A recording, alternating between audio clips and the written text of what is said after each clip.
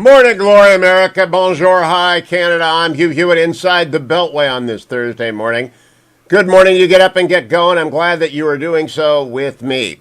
On Sunday night, I do want to remind all my listeners on 98.9 in Columbus and those down in Dayton and Cincinnati who want to drive up to Columbus, or those in Cleveland and Toledo who want to drive over to Columbus or down to Columbus. I am moderating a debate featuring 6 Republican would-be senators. The 6 serious candidates, and other people are running, but these are the 6 that have met the criteria to be in the debate. The first debate for what will be a wide-open primary to replace Senator Rob Portman, who's retiring from the United States Senate. Matt Dolan, state senator. Mike Gibbons, a businessman. Josh Mandel, former Ohio State treasurer. Bernie Moreno, also a high-tech businessman, great entrepreneur. Jane Timken, formerly chairwoman of the state GOP. J.D. Vance, author and public policy analyst and investor. Those 6 will provide a full spectrum discussion of GOP issues and responses. I'd be co-moderated by my longtime friend, Aaron Baer, from the Center for Christian Virtue, which is the public policy wonky shop on behalf of culture and politics, pro-life, pro-religious liberty in Columbus. Aaron and I have known each other from the day that he worked for Mark Brnovich in Arizona and others, and I am looking forward to this. And if you can still, there are about 1,000 people already have tickets given out through the campaigns, but a few tickets are available if you want to get it. I'll tweet out where it's going to be, but it's 7 to 9 p.m. It's going to be robust. It's going to be a lot of fun. I have not done a debate in a whole 2 months since we did the recall debate in California. And I love doing them. I think I know how to moderate them as well as anyone in the United States, because the story is about who's on the stage and what they're answering, and good question sets. Question sets that should be about what Republican voters in a primary want to know about, not what elite media figures want to argue and embarrass Republicans about. And so I will do the Hughes rules. No question longer than 30 seconds. No response longer than 75 seconds. No right of reply. You just have to preserve your time and reserve your remarks until it comes around to you again. Same question, sometimes a little bit different, maybe a couple of aspects. It's all up to me and my colleague Aaron Baer. But the question in a debate ought to be, does a voter, if they watch the entire 2 hours, have a full sense of who they think they would vote for at that moment in time? This is the first one. I'll go back as often as they want. I'm going to do a Minnesota governor's debate as well. I have air ticket will travel in an effort to persuade the Republican Party to get away from the Presidential Debate Commission as far as they can run, and to declare so now, and to go out and find the Guy Bensons and the Mary Catherine Hams and the Kim Stressel, all the various people out there who could so easily moderate a debate. Molly Hemingway, Mark Hemingway, so many different people could moderate a debate that would do it fairly, informatively, and don't have a dog in the fight. I don't have a dog in this fight. I haven't endorsed anyone. I haven't slammed anyone. I'm a complete neutral. I'm in Switzerland. I'm staying in Switzerland until after the 2024 elections are finished, the 2024 primary nominating. I'm just going to be in Switzerland. In 2022, in the general, I'll tell you about all the Republicans running, just like Glenn Younkin is running. And speaking of Glenn Younkin, number one story this morning in the rundown. Border arrests have soared to an all-time high. New CBP statistics show. U.S. authorities detained more than 1.7 million migrants along the Mexico border during the 2021 fiscal year. It is the arrests by the Border Patrol soared to the highest levels ever recorded, according to unpublished U.S. Customs and Border Protection data obtained by the Washington Post. Illegal crossings began rising last year, but skyrocketed in the months after President Biden took office. As CPB arrests increased this past spring, Biden described the rise as consistent with historical seasonal norms. But the busiest month came during the sweltering heat of July and August, when more than 200,000 migrants were taken into custody. There was a confirmation hearing for Chris Magnus, the Tucson police chief that President Biden has nominated to lead CPB. Republican senators pressed him on this crisis. All the details are at Washington Post. Now, why did I mention that in connection with Glenn Younkin? The key issue in Virginia is education. and everyone knows it, and I'm going to play you a clip of Terry McAuliffe sinking under the waves of Morning Joe. He can't even tread water in the baby pool that is Morning Joe. Terry McFaltering is who he is. But many people vote for many reasons, and border hawks are aghast. And there are some border hawks in Virginia. There's some border hawks in every state. You don't have to live near the border to be concerned about 1.7 million people entering the country without permission. This making claims and disappearing into the interior. Some, a handful, are dispatched immediately, and now President Biden has adopted the return to Mexico policy, or wait in Mexico policy that President Trump used adeptly, and the left is crazy about that. But meanwhile, there will be people turning up. There is a motivated base for the Republican Party, and independents are breaking towards towards Glenn Younkin for one big issue. Terry McAuliffe will not answer questions on education. Here is this. This is an amazing episode on Morning Joe yesterday, cut number 6. Ask you about these dueling ads that you and Glenn Younkin have up going back and forth about part of a comment you made at that debate on September 28th. You said, quote, this is part of your comment, I don't think parents should be telling schools what they should teach. Now, most parents, if you look at polling in Virginia and across the country, believe, yes, of course, they should have a say. They elect school boards, they serve on school boards, and they should have an answer and some say in what's happening. So what did you mean when you said that? Because Glenn Younkin has made this one of the centerpieces of his campaign. Well, first of all, I'm a father of 5 children, so I have been very involved in the education. Dorothy and I have all 5 of our children. The issue is for us is how do you build the best education system? And you do. You get school boards, and if you don't like them, you vote them off the school boards. And that's how it should work. But on education, I am running because of education. That's why all the teachers have endorsed me. I'm going to raise teacher pay, get every child access to broadband. Let me be clear. On education, Willie, his economic plan, 43,000 teachers will be cut. He wants to take money from public schools to give it to private schools. He has said that repeatedly. That's the big issue. Washington Post has endorsed me. They've gone so far as to say that Glenn Younkin's economic plan will destroy our state. It will destroy our education system. They said the other day that if Glenn Younkin is elected governor of Virginia, Virginians will have made a grave mistake. On education, I was the education governor. I redesigned all my high schools last time. I put a record $1 billion into our schools. I got rid of 5 standardized tests. We had way too many tests. Teachers were teaching the tests. Children are learning to memorize. We want cognitive thought process. We want critical reasoning.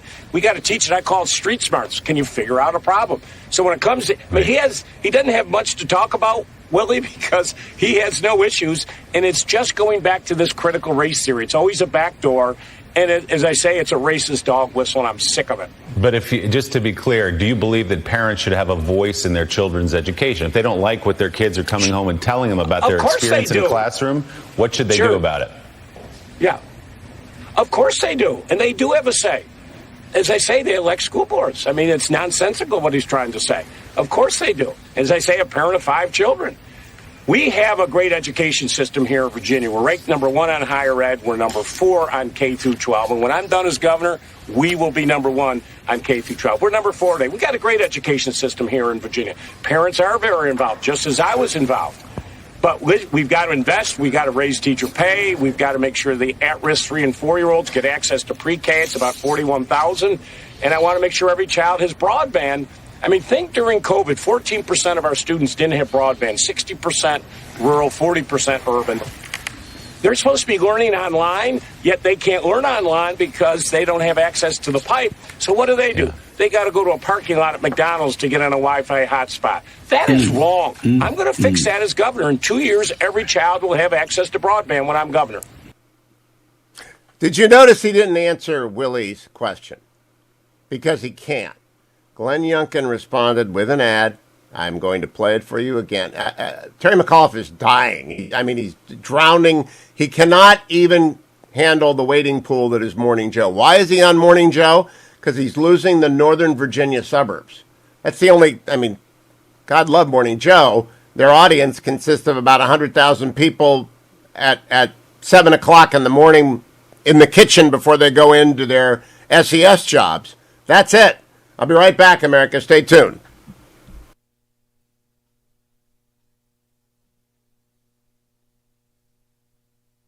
Now.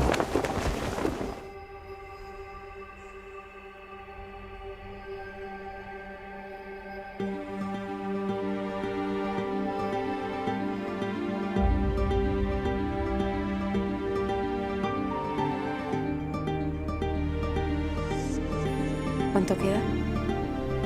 No queda nada. Que lo siento mucho. And that's the only time you can come to Christ, when the Spirit of God calls you to the cross. Don't you hesitate. You ever thought of going to seminary? Madre, padre, ¿quién está listo para ser transformado por el poder de su palabra?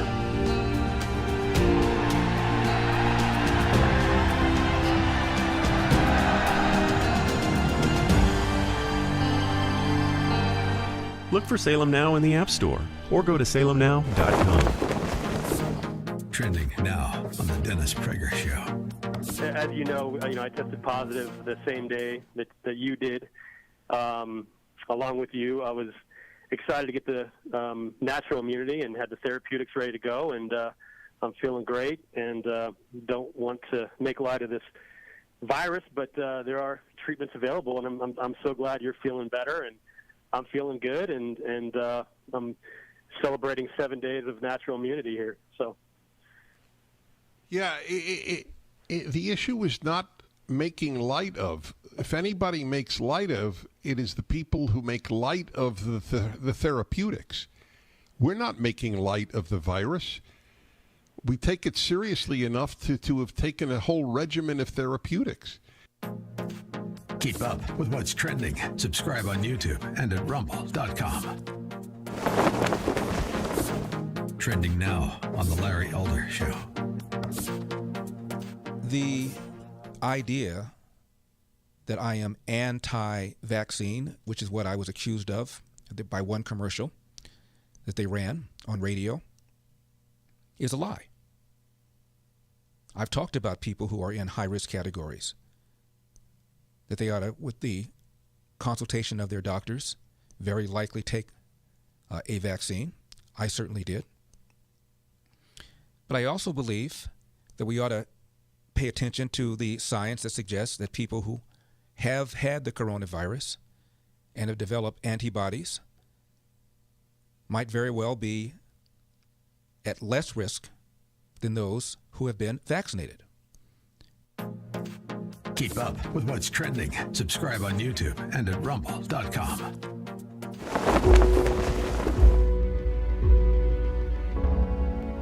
Schools are lining up to push the transgender agenda on kids and cut parents out of the equation.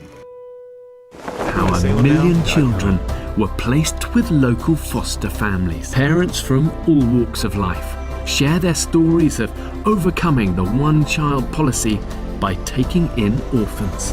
Go to salemnow.com. Trending now on the Mike Gallagher Show.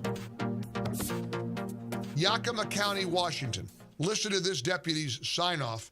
After 22 years on the streets of Yakima, Washington, serving the community, this guy has to lose his job because he won't get the mandatory vaccine. This is my final sign-off after 22 years of serving the citizens of the state of Washington, being asked to leave because I am dirty. State 1034, this is the last time you'll hear me in a state patrol car. And Jay Hensley can kiss my 1034, thank you for your 22 years and 5 months of service to the citizens of Washington State. You've taken on many roles in your time with the patrol. In your first year, you delivered a baby while on patrol in Bremerton. You've been a DRE instructor, certified technical specialist, and reconstructionist, peer support member, part of the chaplaincy board, and a CBD trooper. You've been a great role model and mentor for all young troopers serving in the area by sharing your knowledge and experience throughout the years. Thank you for your service. 1906. That's an absolute tragedy that this guy is losing his job after 22 years. And you heard all the things that he did while a state trooper. Keep up with what's trending. Subscribe on YouTube and at rumble.com.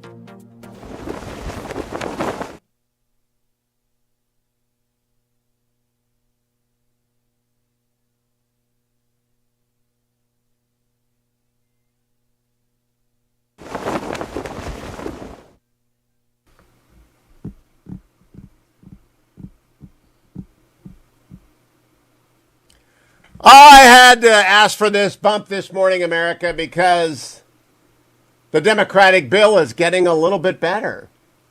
It couldn't get any worse, as the Beatles say. they're angry with each other in the Senate. This is the lead economic story of the day, brought to you by Birch Gold, sponsor of the Hugh Hewitt Show. You can buy your gold at hughgold.com. You can text my name, Hugh, to 474747. Democrats are intent on spending at least another $1.5 trillion. Many of them wanted to spend $5.5 trillion more. Analysts of the original proposal said it was greater than the $3.5 trillion authorized by reconciliation of deficit planning, spending with taxes, etc. But Joe Manchin, Kyrsten Sinema, and many others said, no, we're not doing that. And as a result, it's all fallen apart.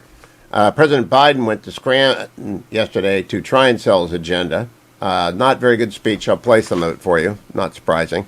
But the White House is now considering, according to the Post, new taxes on billionaires, stock buybacks, and higher corporate rate appears to fall out of the economic package. Again, Kyrsten Sinema has said no tax hikes. So they can't pay for any of this, which would limit them to $1.5 trillion by virtue of the reconciliation instructions, which said you could only spend $1.5 trillion in red ink. So they got to find other tax gimmicks or accounting gimmicks. Nancy Pelosi, Bernie Sanders are blaming, according to the Wall Street Journal, James Freeman, the media for poorly presenting the tax package. But the Wall Street Journal's editors this morning report that the $2 trillion number is phony too. That in fact, the effort to pare back the $3.5 trillion tax move is simply a bunch of camouflage to disguise it by putting into place entitlements that people expect will continue. Sinema's opposition stymies Democrats' planned tax rate hike increases, reports the Wall Street Journal this morning. Senate Democrats are considering abandoning central tax elements of their social policy and climate package, as a key senator continues to oppose any increase in marginal rates for businesses, high-income individuals, or capital gains. Senator Kyrsten Sinema previously told lobbyists she's opposed to any increase in those rates, and she's holding firm. Well, bravo, Senator Sinema. The package is expected to cost $2 trillion, but they're only authorized to spend $1.5 trillion more in red ink. They've already spent $2 trillion in red ink one-time spending earlier this year, and allegedly a COVID bailout. The people that didn't need bailing out. We have 10.5 million jobs that are not filled in the United States because schools don't reopen. Speaking of which, Rachel Walensky, the head of CDC, said this yesterday, which is going to help Glenn Younkin out a lot in Virginia, and which is going to make most parents I know very upset. Cut number 2. Yeah, maybe just picking up on that, after we have authorization from FDA and recommendations from CDC, we will be working to scale up pediatric vaccination. That said, it will take some time. And as I just noted, as we head into these winter months, we know we cannot be complacent. We also know that from previous data that schools that have had masks in place were 3.5 times less likely to have school outbreaks requiring school closure. So right now we are going to continue to recommend masks in all schools for all people in those schools, and we will look forward to scaling up pediatric vaccination during this period of time. Now, you see what is incredible. It's very good news that they have a vaccine available for children. As I said on the show yesterday, when that vaccine is available, I know my grandchildren will get it if it's appropriate for them according to the CDC guidance. 2 of them have had COVID already, 1 hasn't, so I assume the one that hasn't is a certain going to get it. I know my daughter is going to have her get it. But, Rachel Walensky just said, even when you get vaccinated, you're still going to be wearing a mask. I think parents have had it with this. The schools cannot close anymore. And after the vaccine rollout, which should be done on the school site, not to be offered up, and if kids turn it down, they're going to take a risk. It's up to their parents. You can't make a kid take a vaccine yet. Some states don't have that authority, some do, but it's not widely. If you give them an opportunity to get vaccinated and they don't get vaccinated and they want to go with natural immunity and the risk, which is very low to children, extremely low, they've got to get rid of those masks.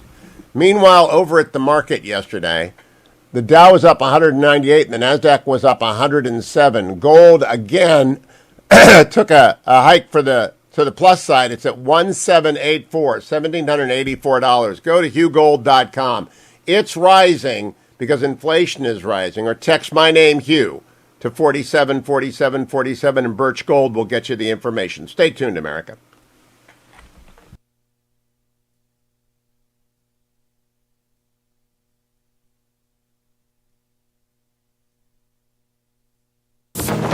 Trending now now on America First with Sebastian Gorka. 600,000 illegal aliens have been released into the country by CBP. 600,000 releases. And that's not counting who ICE is releasing at the order of political appointees from the DHS. So at least 600,000 releases that came across that border were released. Many with COVID, many with criminal histories. Add to that the 400,000, just short of 400,000 gotaways. Right there, that's a million. Gotaways are ones who aren't processed or touched by DHS. Are first of all, gotaways are people that didn't get arrested by border, so they came across the border legally and weren't apprehended. Why? Because you're tied up with these big groups. Like we talked about this many times. The cartels in Mexico, some big groups in one area that pose all the border patrol resources in that area. Then that's when they move their fentanyl and bad people. Keep up with what's trending. Subscribe today at rumble.com. Streaming on Salem Now. The public would be outraged if they knew the truth. Why do you think our politicians are not on the sidewalk right now talking to you? Don't have no respect. The old wall randomly turns into a guardrail, followed by miles of open border.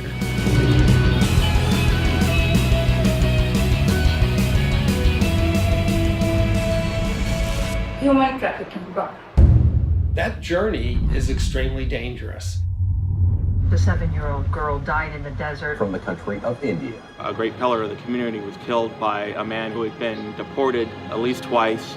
This little urn contains the ashes of my son. His dreams cut short forever. We're so worried about other countries' problems, and we don't even focus on our own. Look for Salem Now in the App Store or go to salemnow.com. Trending now on The Charlie Kirk Show. We have people losing careers in multi-million-dollar jobs because they refuse to take the vaccine that does not 100% prevent you from getting the virus. Breakthrough cases, people with the vaccine who are vaccinated are dying, and yet they say we still need to destroy your life even if you have natural immunity, even if you have the antibodies. So one example in particular, there's two examples that highlight this, I think, rather well. The first is a place that all of you should go for lunch today, especially if you're listening on the West Coast. In-N-Out Burger. In-N-Out Burger is phenomenal. They are a wonderful company. They do a great job. The owners are Christians. And they deserve your support because now in San Francisco's only In-N-Out location, they've said, look, we are refusing to enforce the San Francisco vaccine mandate. We're not going to go ask people, show us your papers. And I'm going to be honest, people are fighting back. But to the level that we are tolerating the show me your papers, show me your medical records to go get a burger in San Francisco, America's fallen in a great regard. Now, San Francisco's its own place. San Francisco is the greatest example of anarcho-tyranny. Anarcho-tyranny where it's complete anarchy if you want to do drugs on the side of the street. If you want to defecate in a park, that's their idea of freedom. If you want to wear no clothes, you can walk through the streets of San Francisco. Keep up with what's trending. Subscribe on YouTube and at rumble.com. Trending now on the Eric Metaxas Show. By him, so you're at the top of your game in every way, and then you dare to write something that you weren't even dreaming of putting this in anybody's face. This was a private thing you did to share your faith, and somebody who's obviously a troublemaker decides, we're going to make an example of you. We don't like you daring to imply that heterosexuality is normative or that the Bible needs to be taken seriously. We're going to make an example of you. And even though you'd been in the department for, you said 34 years? Well, a total of 34 years in the fire service as a whole, but I served a total of 7 years as fire chief in the city of Atlanta. An amazing career, celebrated by the President of the United States, and then some radical comes after you and decides to make your life hell. But you had a little secret weapon called faith in Jesus. And that's what you write about in this book, isn't it? That's exactly what I wrote about. And to be clear, Eric, the phrase America's fire chief comes from the fact that President Barack Obama appointed me to be the head of the United States Fire Administration. And so when I returned to Atlanta after serving at the United States Fire Administration, that's when God put it on my heart to write this book to encourage Christian men. And as a result of that, the council member complained about it. The mayor fired me. But thanks be to God for Alliance Defending Freedom. Keep up with what's trending. Subscribe today at rumble.com.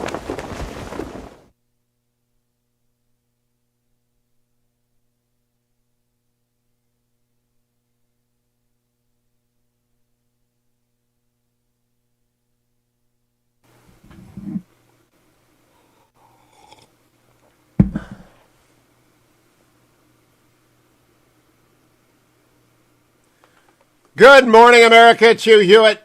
That's Chuck. That bass in the background should be familiar to a few of you. Fishing Mrs. Hewitt and I were in Old Town, Alexandria last night. And there was a band playing this, which I hadn't heard in a long time. This was on permanent list play in 1978. So I drove across the country to this from Boston to Ohio to California. And I must have heard this 5,000 times. I hadn't heard it in 45 years. It's such a great... But listen to the bass. I want to remind you, Alliance Defending Freedom needs your help. The banner is up at hughhewitt.com. You know, earlier this month when Merrick Garland sent out the letter to the FBI saying, go start getting parents who are riling up school boards.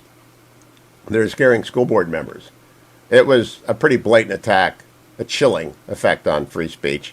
John Birch of Alliance Defending Freedom said this has never really happened before. Worse than anything that we've seen in a long time. And you can be sure that if they do come forward and they persecute and prosecute parents who are simply doing their job to make sure that their kids are going to be well taken care of at school and not influenced by ideology which is going to harm them, then we're going to be there to defend those parents.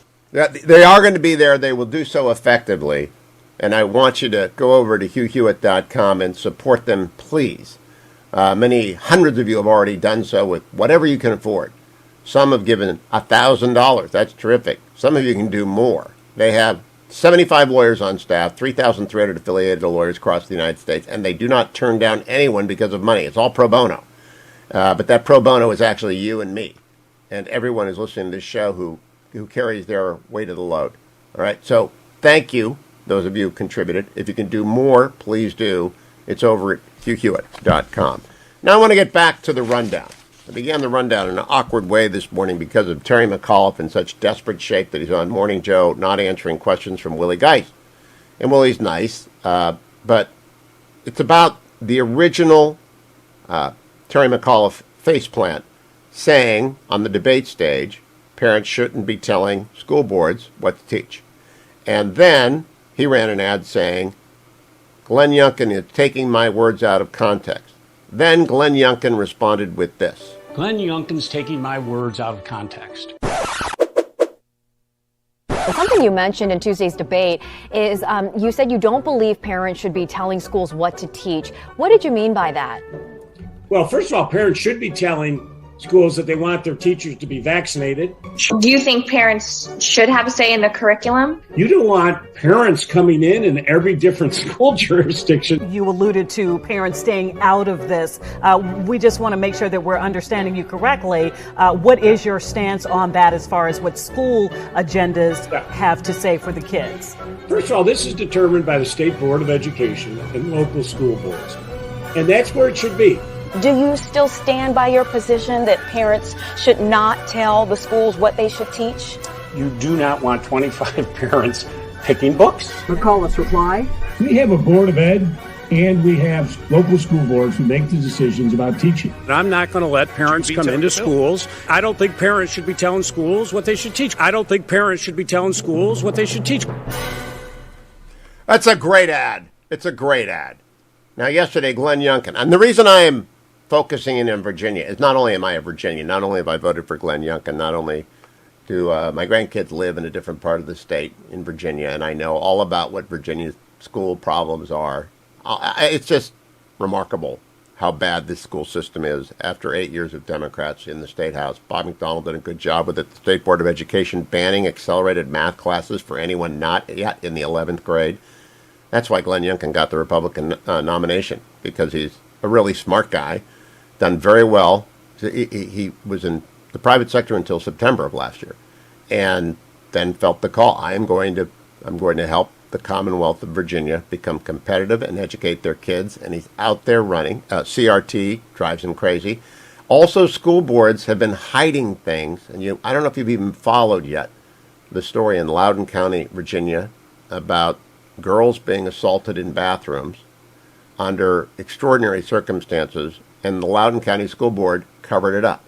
So Glenn Younkin gave a speech yesterday about another new policy he'll be bringing to education when he wins, cut number 20. We are going to take immediate action in regards to our kids' safety. Our kids can't wait. First, when I'm your governor working for you, every school will be required to have school resource officers on its campus.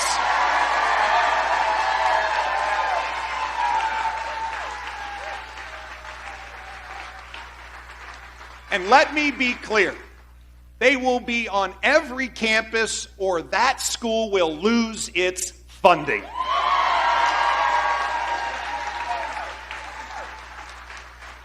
If you are a school board and you refuse to equip your schools with school resource officers to keep our children safe, you will need to find your funding for your school on your own. At least one school district in Northern Virginia in the Defund the Police movement of last year took all school resource officers off of the campuses. And these are thousands and thousands of high school kids. And, bell curve everywhere, even when it comes to violence and weaponry. You need police officers, resource officers, as they are colloquially called on campus. And at least one city cut them all. And that Glenn Younkin knows that. Loudoun County is covering up assaults on campus. And he is not going to put up with that anymore. No more cover-ups in Loudoun. Now, I want you to know that no matter where you are in the United States, this race matters to you. It's the bellwether for 2022. It's also a Republican taking the new approach to education. It's the Republican Party embracing opportunity and charter schools and choice and taking care of great teachers and get rid of bad teachers and making school boards accountable and supporting parental rights in school. It's the great agenda. I think there are so few charters in Virginia. It's got to be opened up, like Tennessee, like Michigan, like Texas, like Arizona. Arizona is the model. I'm not talking to Doug Ducey right now, though. I lost a bet to Doug Ducey last week. We bet a Mexican dinner at a restaurant of the Winner's Choice in Phoenix when the Cardinals not only beat the Browns, but hurt our QB1, Baker, and then hurt our RB1-1. We have 2-1, so it's really 1-1 and 1-2. 1-2, Nick Chubb was down. 1-1, Kareem Hunt was playing, but they hurt him too. They also hurt Odell Beckham Jr. I sent him a note yesterday saying it's going to be a long dinner because I have many grievances against the referees. Mike DeWine should have those referees arrested. The Browns are playing tonight, by the way. Clevelanders, in fact, all of America, this is your team. Baker can't make it. It would have been his 52nd start, but he totally torn the labrum in his left shoulder, and his doctors said, you'll probably be able to beat the Steelers in 10 days, but give it another 10 days. So tonight, Case Keenum, this is all he does. He takes the ball. He's always there. He's going to become the new George Blanda. You have to be my age to remember George Blanda. Case Keenum is going to start kicking and just turn into George Blanda and show up whenever Kenny goes down, Kenny Stabler. And just George Blanda was great. Yeah. So if you got that reference, you know immediately why. Case Keenum's a little bit older. He just walks out there, coolly controls. Odell Beckham Jr. could go over 100 yards tonight. But that game is at 8:20 in the East. I just want to remind you of that. Now, back to bad stuff. The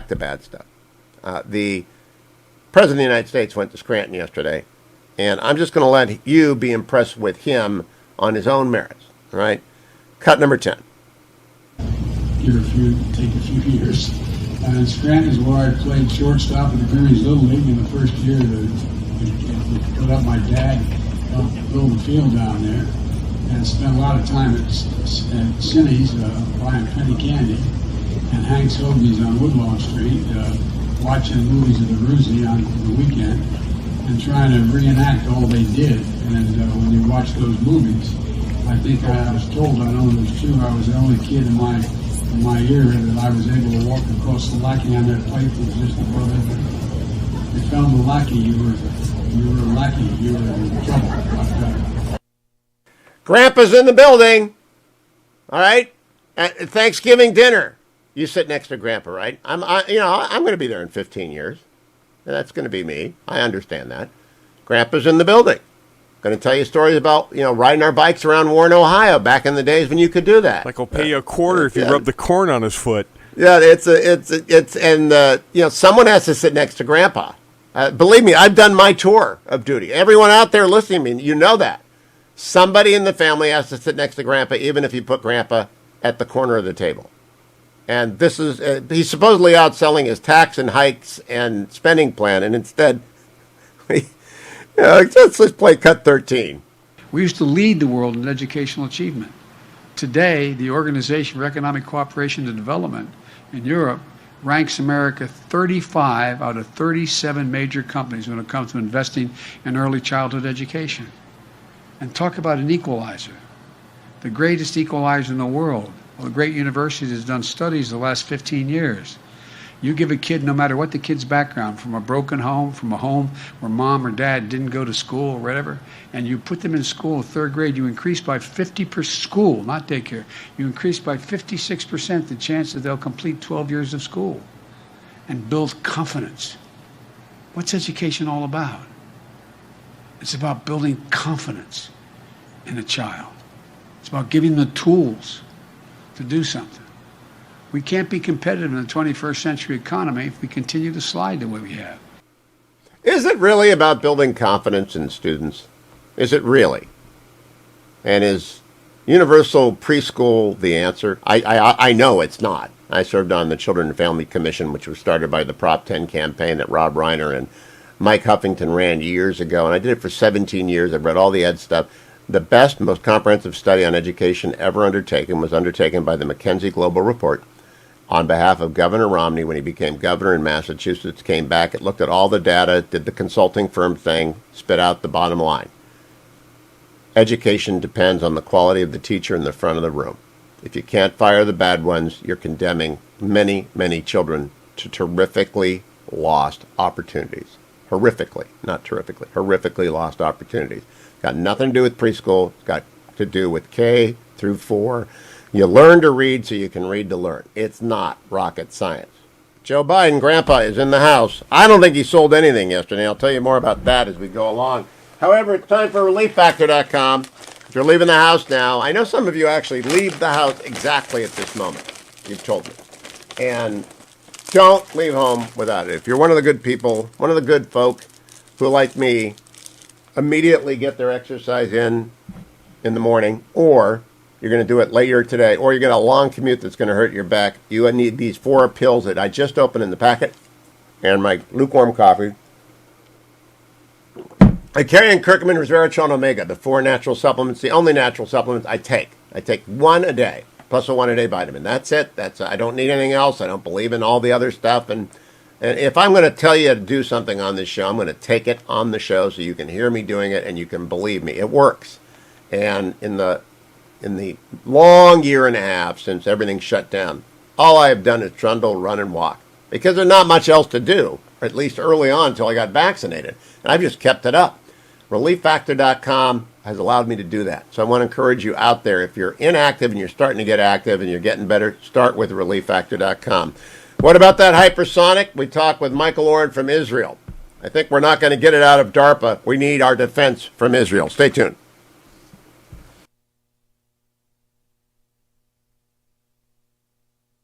Now. We'll see one young lady identify as transgender, and the next thing you know, 6 or 7 young ladies in that same school are now identifying as transgender. Children taught at age 5 they can create their gender identity, and it's being celebrated. Schools are lining up to push the transgender agenda on kids and cut parents out of the equation. Every cell of their body that has a nucleus is male or female. We've now seen parents losing custody of their children if they don't go along with this. We've all been created XY or XX, so that means there's only 2 genders. And so really the battle is against the creator. Look for Salem Now in the App Store or go to salemnow.com. Trending now on the Dennis Prager Show. Persuasion, the purpose of argument, is replaced with public shaming. Moral complexity is replaced with moral certainty. Facts are replaced with feelings. Ideas are replaced with identity. Forgiveness is replaced with punishment. Debate is replaced with deplatforming. Diversity is replaced with homogeneity of thought. Inclusion with exclusion. In this ideology, speech is violence. But violence, when carried out by the right people in pursuit of a just cause, is not violence at all.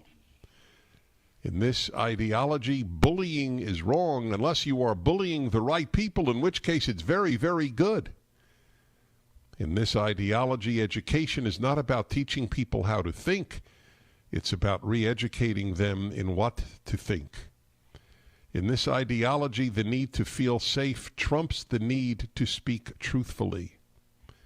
In this ideology, if you do not tweet the right tweet or share the right slogan, your whole life can be ruined. Just ask Tiffany Riley, a Vermont school principal who was fired because she said she supports Black lives, but not the organization Black Lives Matter. In this ideology, intentions don't matter. That is why Emmanuel Cafferty, a Hispanic utility worker at San Diego Gas and Electric, was fired for making what someone said he thought was a white supremacist hand gesture, when in fact he was cracking his knuckles out of his car window. Keep up with what's trending. Subscribe on YouTube and at rumble.com. Trending now on The Larry Elder Show. Now, regarding calling ivermectin a dewormer, Joe Rogan has, I think, the most popular podcast in the country. And Dr. Sanjay Gupta of CNN was on.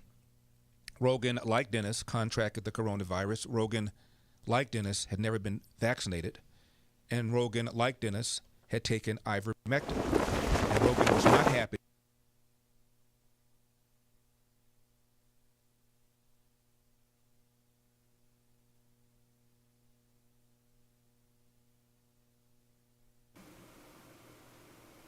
Welcome back, America. No doubt about it, the culture wars are heating up all across the United States, and as a listener to this program, you know who leads them, who fights them, who wins them. Every year, Salem asks our audience to nominate Culture Warrior of the Year nominees. And you can do that at my website. You can nominate at the Culture Warrior of the Year Award. There's a banner. Click on it. While you're over there, give some money to ADF. Tell us who you think ought to be the recipient of that award. It really is for people who stand up for the right stuff in the public square.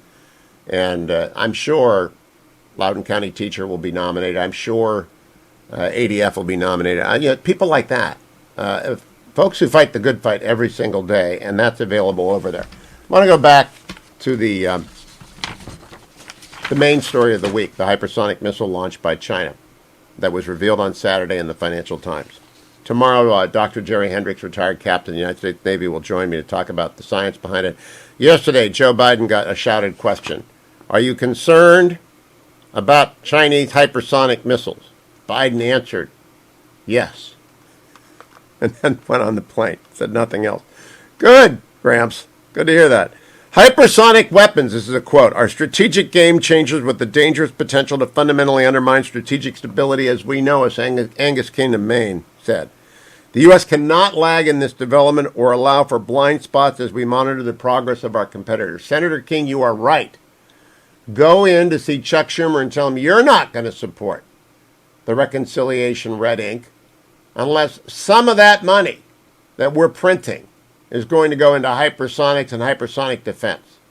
And you know where it can get spent, and you know how we do that. It's going to be with attack class submarines. It's going to be with boomers under the water that can launch hypersonics. That's the number one thing.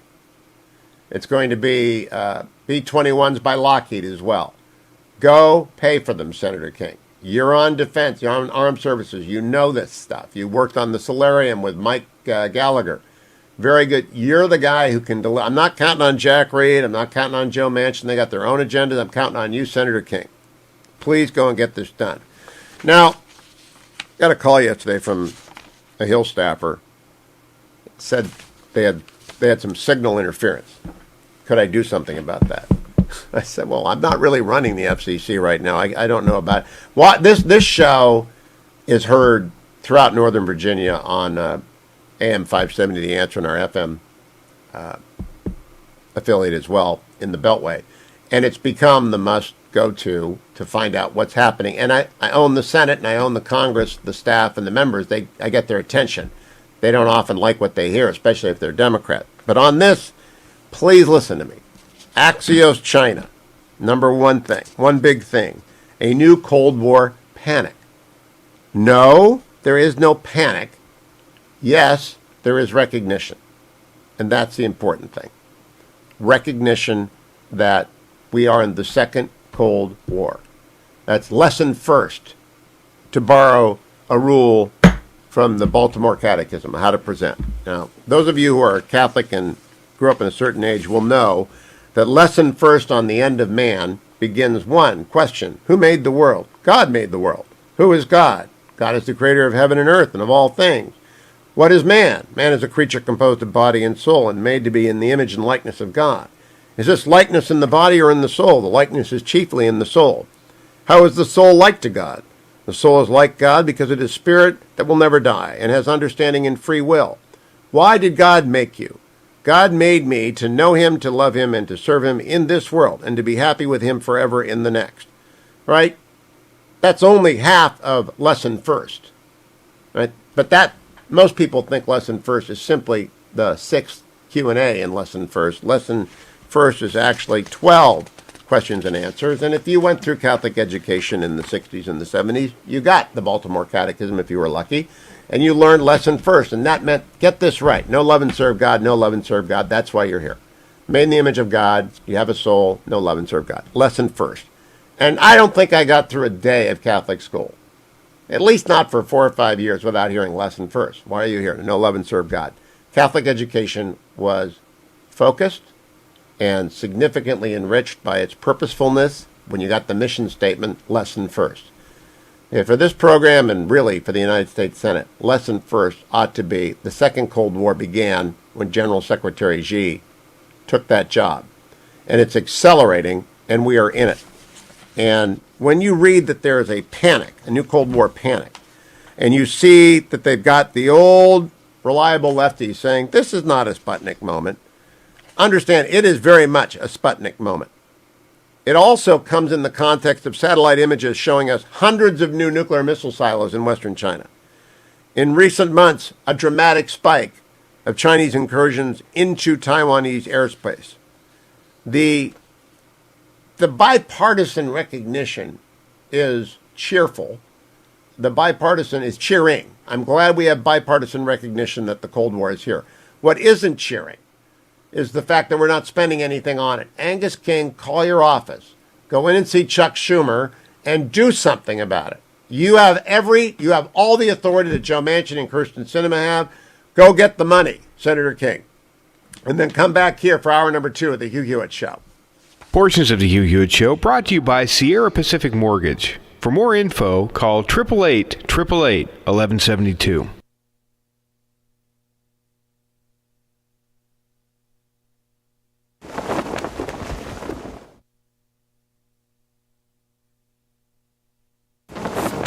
Trending now on The Larry Elder Show.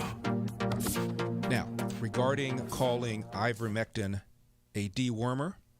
Joe Rogan has, I think, the most popular podcast in the country, and Dr. Sanjay Gupta of CNN was on. Rogan, like Dennis, contracted the coronavirus. Rogan, like Dennis, had never been vaccinated, and Rogan, like Dennis, had taken ivermectin. And Rogan was not happy that when CNN learned that Rogan, was taking ivermectin, they referred to it as a dewormer. Here's what happened. Horse dewormer is not a flattering thing. I get that. It's a lie. It's a lie on a news network, and it's a lie that's a willing. That's a lie that they're conscious of. It's not a mistake. Yeah. They're unfavorably framing it as veterinary medicine. Well, the FDA put this thing out. You saw that. Did you see that thing that the FDA put out? What did the FDA put out? It was a tweet, and it was snarky. I admit it. They said, "You are not a horse, you are not a cow, stop taking this stuff," or something like that. Why would you say that when you're talking about a drug that's been given out to billions and billions of people, a drug that was responsible for one of the inventors of it making Nobel Prize. The Nobel Prize in 2015? Yeah. Yeah, a drug that has been shown to stop viral replication in vitro. You know that, right? Why would they lie and say that's horse dewormer? I can afford people medicine, mother. This is ridiculous. It's just a lie. I don't think anyone is. But don't you think that a lie like that is dangerous on a news network when you know that they know they're lying? You know that they know that I took medicine. Like, here it is. This is ivermectin. You got it with right you. here. Somebody gave it to me. All right, hang on. The thing is, we're like going so fast. Like, I feel like I'm missing. Keep up with what's trending. Subscribe on YouTube and at rumble.com. The most powerful organs of the state are not merely corrupt, but that they've been weaponized. We are now all rooting for his success. That's not what happened. It was a complete ambush. I thought it's early enough. Let's just send a couple guys over. And the audience was, ha, ha, ha, ha. How funny to set up an innocent man. It divided the country in ways that people can't imagine. It's inspired massive violence. Look for Salem Now in the App Store or go to salemnow.com. Trending now on the Mike Gallagher Show. And I'm intrigued. I shared with you a story of a reporter calling me, wanting to interview me about the role of talk radio and how we hosts influence our audiences. And he immediately launched in with this crap. Oh, what do you think about your friend Dennis Prager trying to kill people? Trying to kill people. Now, what do we do about it? Do we hide and tuck ourselves in bed and never leave the house? Or do we live our life and live with the virus? The virus doesn't appear to be planning to be eradicated anytime soon. Keep up with what's trending. Subscribe on YouTube and at rumble.com. Trending now on America First with Sebastian Gorka. Because frankly, sir, it appears that President Biden's message to one and all is that the U.S. has no limits to whom can come because the administration will not enforce any of its immigration laws. Is that the message this country will not enforce its immigration laws? And I will let you respond, sir. No, it is not. And the president could not have been clearer in his articulation of this administration's position, nor could I have been clearer and continued to be so, which is the border is closed. The border is closed, according to the man who runs the Department of Homeland Security for the senile old geezer in the White House, who sadly bears the title President of the United States. I think I have somebody in studio who begs to differ. We are one-on-one with none other than that truth teller extraordinaire, former director of ICE, Tom Hohmann. Welcome here on America First. Thanks for having me, Seth. Appreciate it. So you were there for how many years? 30 what? 34 and a half, almost 35. 34 and a half years serving this nation in numerous facilities, securing the border. Is the border closed like Secretary Mayorkas just said in front of Congress? Absolutely not. And they need to take action. Look, he's under oath. I don't know how he's going to say the border's closed. We all seen the videotape. Look, 600,000 illegal aliens have been released into the country by CBP. 600,000 releases. And that's not counting who ICE is releasing at the order of political appointees from the DHS. Keep up with what's trending. Subscribe today at rumble.com. His most amazing discoveries thought to be written in a lost journal. Now, in the right hands, it could revolutionize the 21st century, but in the wrong hands, kill him. Jump.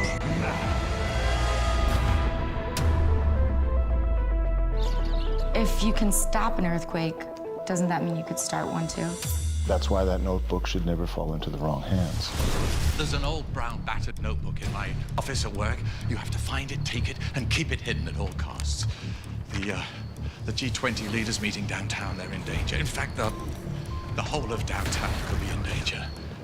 If we are to build the superhuman, we must first eliminate those who are flawed. People are created equally.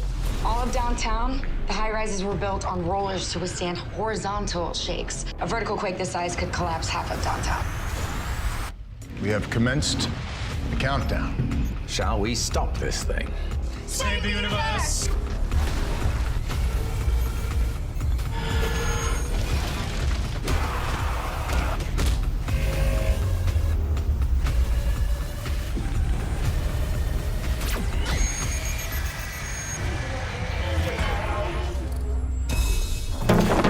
Trending now on The Charlie Kirk Show.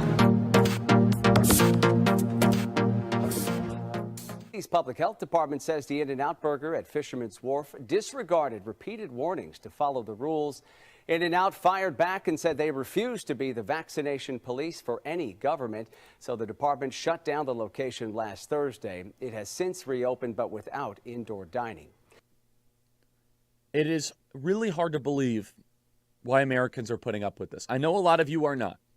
San Francisco only plays further into this kind of theme of what do I have in common with someone in San Francisco? Very little. The people in San Francisco are perfectly fine with the sexual anarchy happening on the streets of San Francisco. And yes, I said that again, media matters for you that watch our show. In fact, we're going to have David Engelhardt on our show eventually at some point to go through that because he actually coined that term. In San Francisco, total and complete chaos. You can defecate on the streets. You can do whatever drug you want to do. And yet, the tyranny part of it, and this is the kind of the blend of the anarcho-tyranny, where it's complete anarchy if you decide to disrupt societal norms. It's anarchy in the sense that if you want to break apart customs and traditions that predated you, but it's tyranny if you do not follow the rules of do you have the right papers. And now remember, this is a very interesting point. Remember, first it was the mask mandates. Then it was the social distancing mandates. Then it was your employees need to be vaccinated. Now it's your customers need to be vaccinated, but it's more than that. It's that you must enforce it. It's that if you do not hire people that work for you at In-N-Out that are checking the vaccination papers as they walk in, they will now shut down your business. Keep up with what's trending. Subscribe on YouTube and at rumble.com.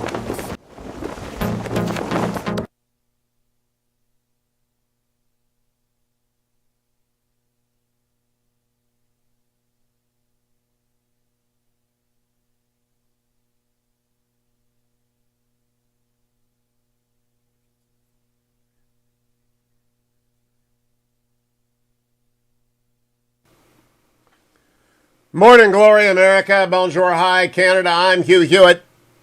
Dmitry Sevastopoulos has published his second scoop in 5 days on the Chinese hypersonic program, which ought to alarm everyone in the free world, including Israel. I'm joined by the former ambassador from Israel to the United States, Michael Oren, Dr. Oren, former deputy minister as well as former ambassador to the United States and the UN. Dr. Oren, good morning to you. Since we last spoke, the world sort of changed, at least the world became aware that China has changed. Hypersonic missiles in space orbiting the globe presents an entirely new challenge. Did it get much attention in Israel? It did not, Hugh. Welcome back. Thank you. To be with you today, as always. didn't get much of a challenge here. We're facing so many different challenges. That our prime minister is meeting with Putin this week, and I mean the big issue there is going to be Iran, and that Israel cannot coexist with a Iran that has a threshold capacity. Not that Iran has a bomb, that has the ability to make a bomb. And why it's important with Russia? Because Russia is a world leader in armaments development and has then introduced to our area systems that didn't exist before, like the S-300, the S-400 anti-aircraft systems, which can take down an aircraft from Syria, can take down an aircraft coming out of our Ben Gurion airport. And so making the Russians aware of the fact that Israel may well have to act preemptively against an Iranian threshold capacity is extremely, extremely important for us. We're dealing with very advanced systems.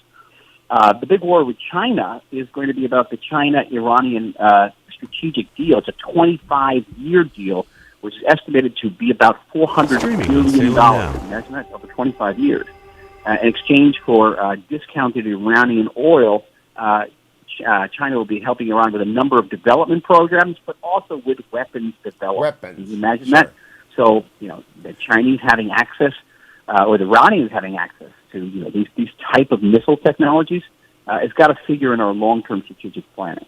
Now, you're a historian, Dr. Oren, and so when I use the term Second Cold War, I do so knowing what that means. It has a start date, whether it's the Fulton speech or the launch of the H-bomb, whatever, and it had an end date when the wall came down. The start date of the Second Cold War is probably when Xi Jinping became General Secretary of the Chinese Communist Party. We just were unaware of it. And Angus King, who I know you must know, Senator King said yesterday, hypersonic weapons are strategic game changers with the dangerous potential to fundamentally undermine strategic stability as we know it. The U.S. cannot lag in this development or allow for blind spots as we monitor the progress of our competitors. Well, we are lagging behind, and we're actually going to need Israel to catch up for us, because I believe you introduced me to the concept of directed energy weaponry, and that's what you're going to need to defend against this.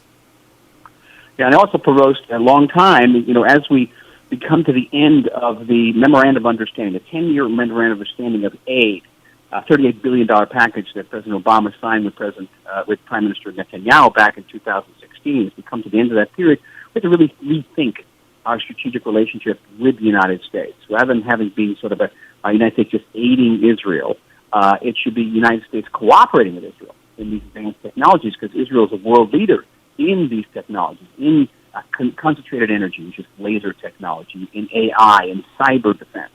All this has come to play, and there can really be no better ally in the world for the United States and the state of Israel in all these areas. Just to give you a small statistic, Israel accounts for over 20% of the world's investment in cybersecurity, which means we're punching about 200 times above our weight in terms of our population. We're less than 10 million people. Well, I agree completely, and I don't know that Team Biden has given that assurance, or if you're going to get it out of the socialist left Democratic squad, which is very anti-Israel. I'm sure you know there are enough votes to block anything that the Democrats want to get done within their caucus, because they don't want to bring a measure to the floor that requires Republican support to pass. They don't want to have the squad defect. What do you make of what happened on the squad's defection and then the dust-up over what AOC crying on the floor had to do? I mean, it was really crazy. It was disconcerting. I called it in the Israeli press, I called it the shot across the prow. And yes, ultimately we did get the aid for Iron Dome, and we're deeply appreciative of that, and it's a bipartisan issue, and we have to be appreciative of that. But I think this could be, what happened around the Iron Dome legislation is a harbinger of things to come. The situation could get significantly worse, and that's why I think it's about time now to rethink our strategic relations with the United States. The big challenge, you're not going to believe this, the big challenge going down the line is going to be whether people like, the squad are going to be interested in actually enhancing America's security, Israel's security, especially if enhancing security for the United States means somehow cooperating with Israel.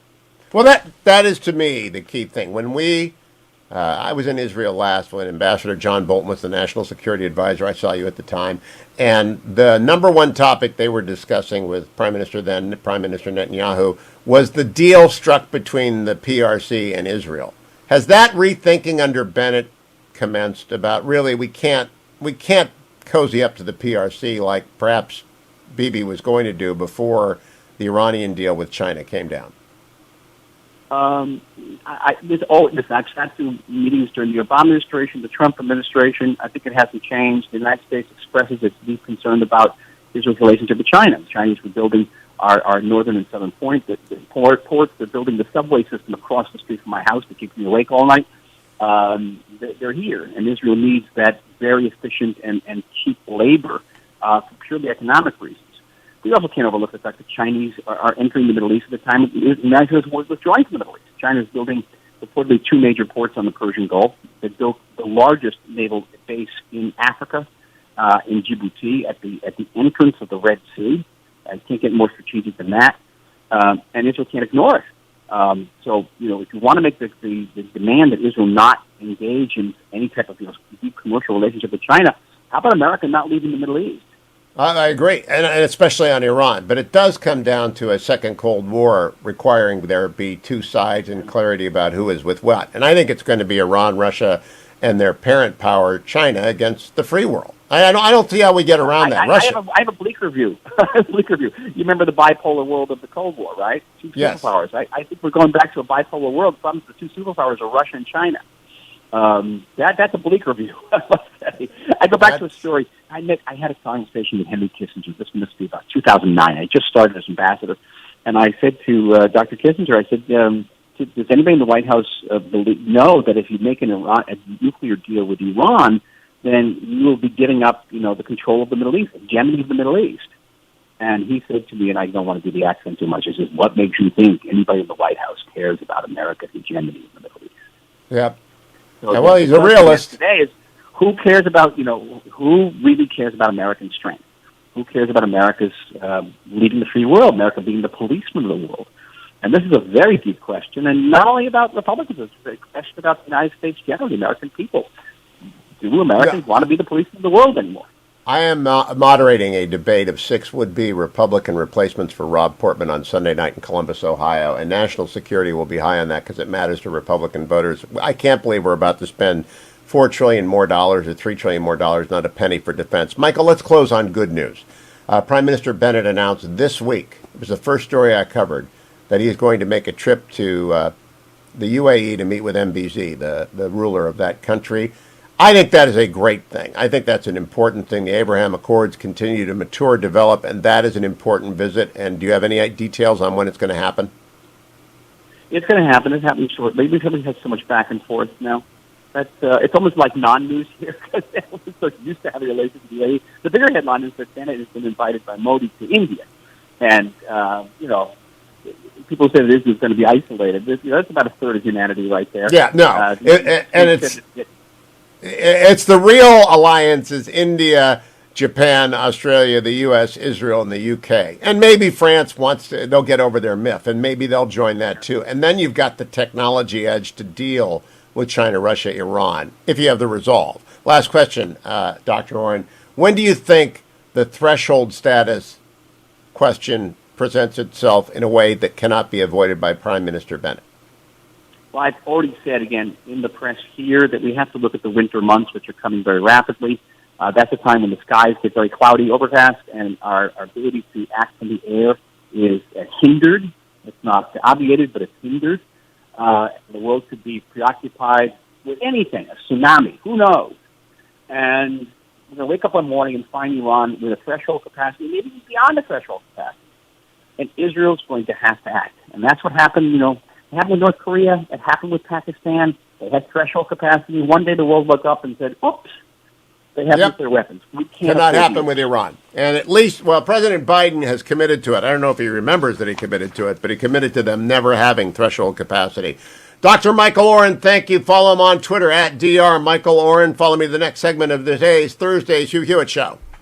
Portions of the Hugh Hewitt Show brought to you by Sierra Pacific Mortgage. For more info, call 888-888-1172.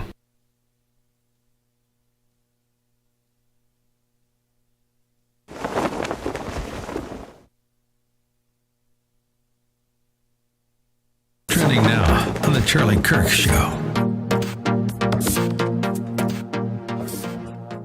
City's public health department says the In-N-Out burger at Fisherman's Wharf disregarded repeated warnings to follow the rules. In-N-Out fired back and said they refuse to be the vaccination police for any government. So the department shut down the location last Thursday. It has since reopened, but without indoor dining. It is really hard to believe why Americans are putting up with this. I know a lot of you are not.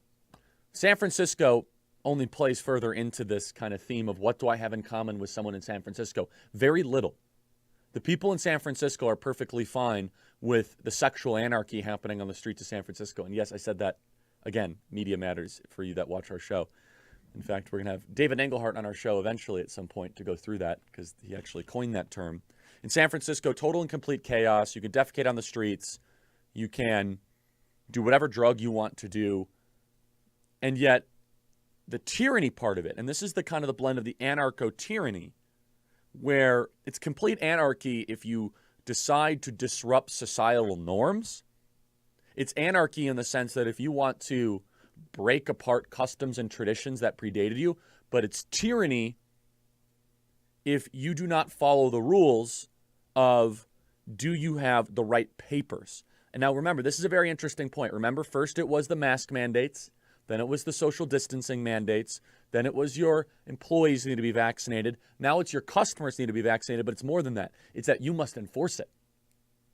It's that if you do not hire people that work for you at In-N-Out that are checking the vaccination papers as they walk in, they will now shut down your business. Keep up with what's trending. Subscribe on YouTube and at rumble.com. Trending now on the Eric Metaxas Show. By him, so you're at the top of your game in every way, and then you dare to write something that you weren't even dreaming of putting this in anybody's face. This was a private thing you did to share your faith, and somebody who's obviously a troublemaker decides, we're going to make an example of you. We don't like you daring to imply that heterosexuality is normative or that the Bible needs to be taken seriously. We're going to make an example of you. And even though you'd been in the department for, you said 34 years? Well, a total of 34 years in the fire service as a whole. But I served a total of 7 years as fire chief in the city of Atlanta. An amazing career, celebrated by the President of the United States, and then some radical comes after you and decides to make your life hell. But you had a little secret weapon called faith in Jesus. And that's what you write about in this book, isn't it? That's exactly what I wrote about. And to be clear, Eric, the phrase America's fire chief comes from the fact that President Barack Obama appointed me to be the head of the United States Fire Administration. And so when I returned to Atlanta after serving at the United States Fire Administration, that's when God put it on my heart to write this book to encourage Christian men. And as a result of that, the council member complained about it. The mayor fired me. But thanks be to God for Alliance Defending Freedom, who came alongside me and walked me through that 4-year legal journey. Keep up with what's trending. Subscribe today at rumble.com. Streaming on Salem Now. This is a story of how 1 million children were placed with local foster families through an unlikely alliance between the Chinese government and a British footballer. Parents from all walks of life share their stories of overcoming the one-child policy by taking in orphans. With unprecedented access across the country, this is a unique insight into the lives of the 90s orphans now driving the 21st century's fastest growing economy. This story needs to be told across the world. At a time where there's so much negativity and cynicism, here's proof that a single leap of faith can change the world. .com.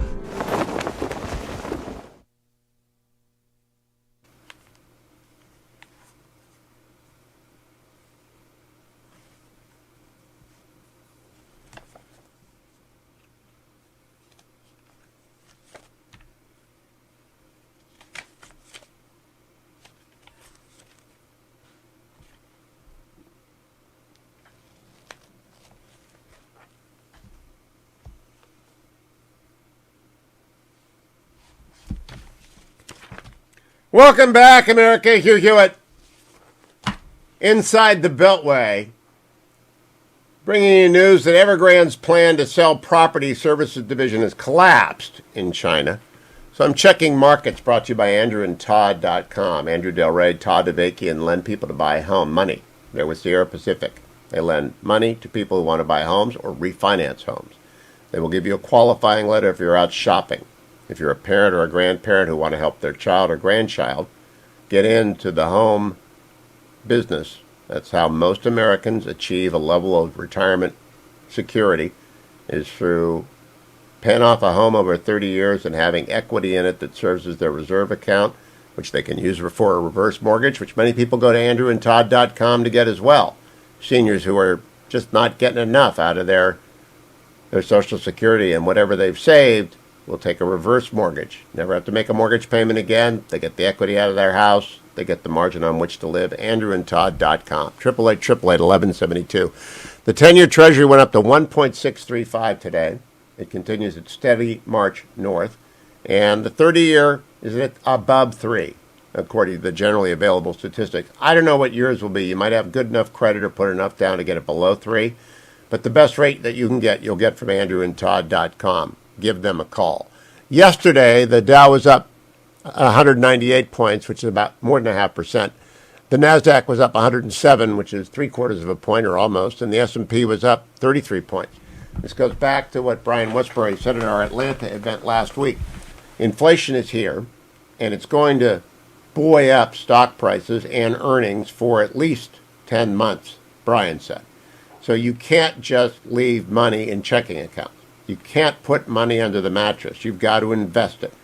And Brian said there are 3 ways to do it: commodities, real estate, currency.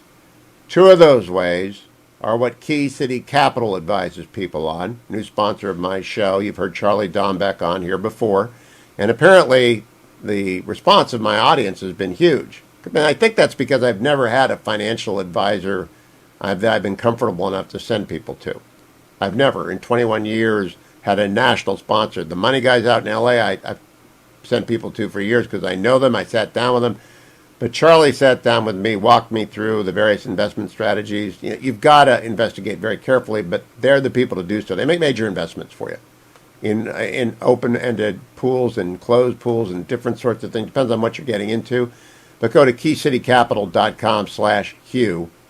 keycitycapital.com/Hugh. They're in Texas, and they are smart, and they are making people money. Let me go back, if I can, to the president's speech, because I'm going to come back to it with a couple of guests coming up. This is Joe Biden in Scranton yesterday, cut number 10. Take a few years. And Scranton is where I played shortstop in the Greenwich Little League in the first year to put up my dad, helped build the field down there, and spent a lot of time at Cindy's buying penny candy and Hank's Hoagies on Woodlawn Street, watching movies of the Roosie on the weekend and trying to reenact all they did. And when you watch those movies, I think I was told, I know it was true, I was the only kid in my era that I was able to walk across the lackey on that plate that was just above it. If you found the lackey, you were a lackey, you were in trouble. All right, that was his sell the plan speech. Now, if I wanted to sell you on using AndrewandTodd.com or KeyCityCapital.com/Hugh, my sponsors, if I wanted to do that, I wouldn't tell you about riding the bike over to the Robbins Theater so I could play handball with my buddies before going over to the 422 Cafe and maybe the Super K restaurant on the corner of Market and North Road. What is he selling? He's lost in a nostalgic daydream. I'll talk to James Hohmann about this, but boy, Democrats are in trouble, as is their plan falling apart in front of their eyes. Hohmann will have the details of the taxes that are out and the taxes that are in and the spending that can't make it next on the Hugh Hewitt Show. Portions of the Hugh Hewitt Show are brought to you in part by Key City Capital.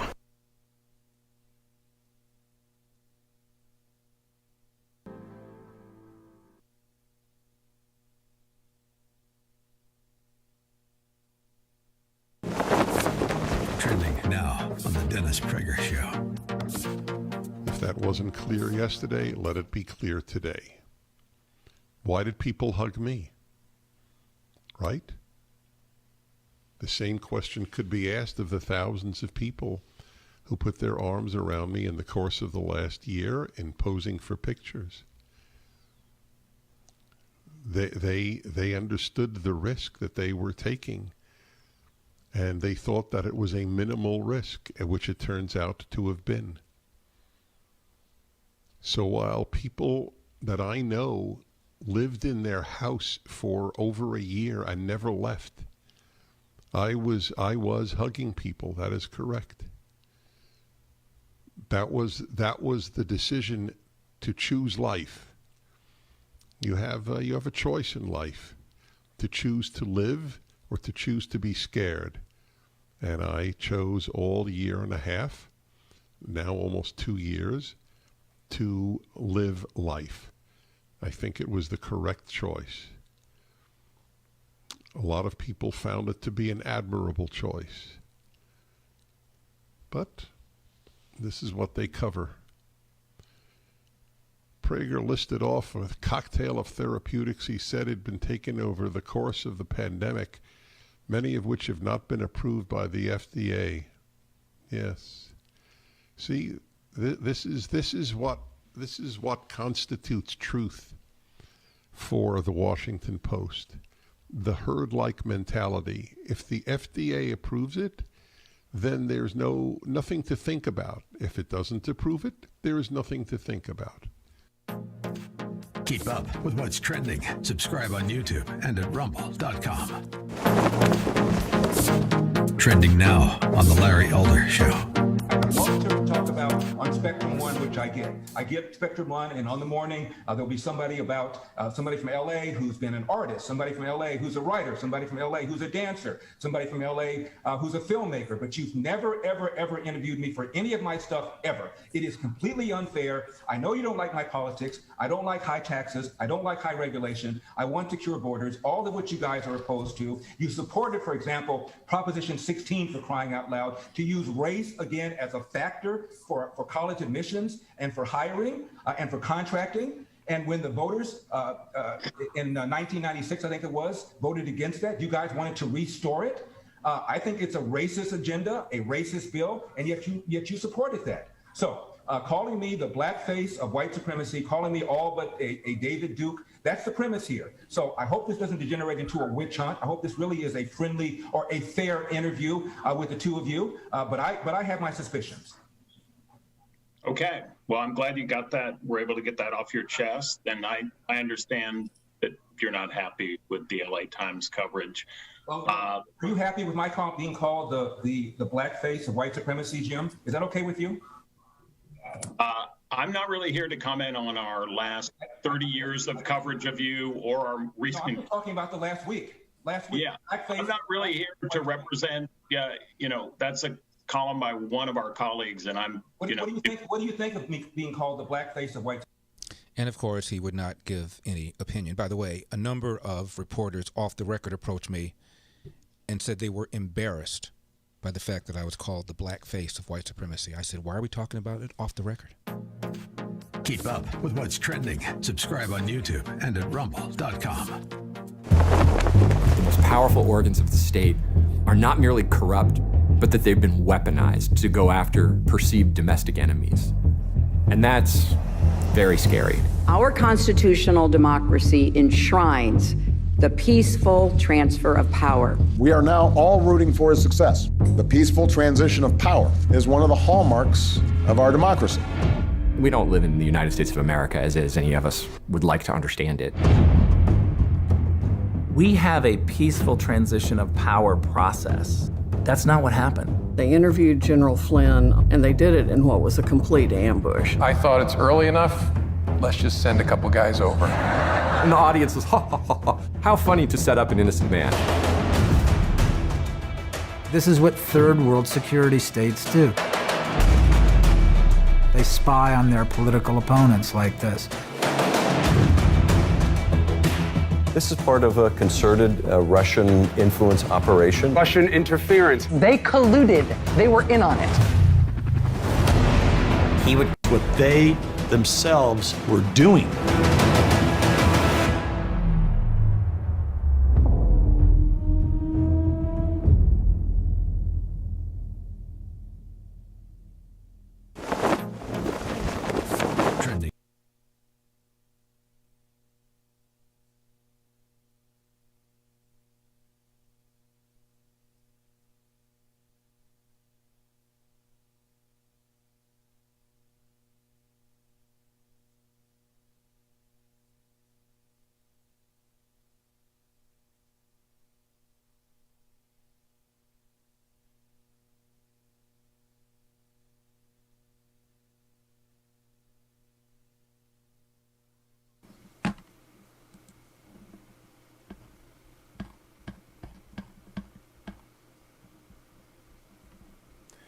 Welcome back, America. It's Hugh Hewitt, joined by the Washington Post, James Hohmann, my colleague in the opinion pages there. His brand new column, Sticks Work Better Than Carrots to Increase COVID Vaccination, so use more sticks. Good morning, James. How are you?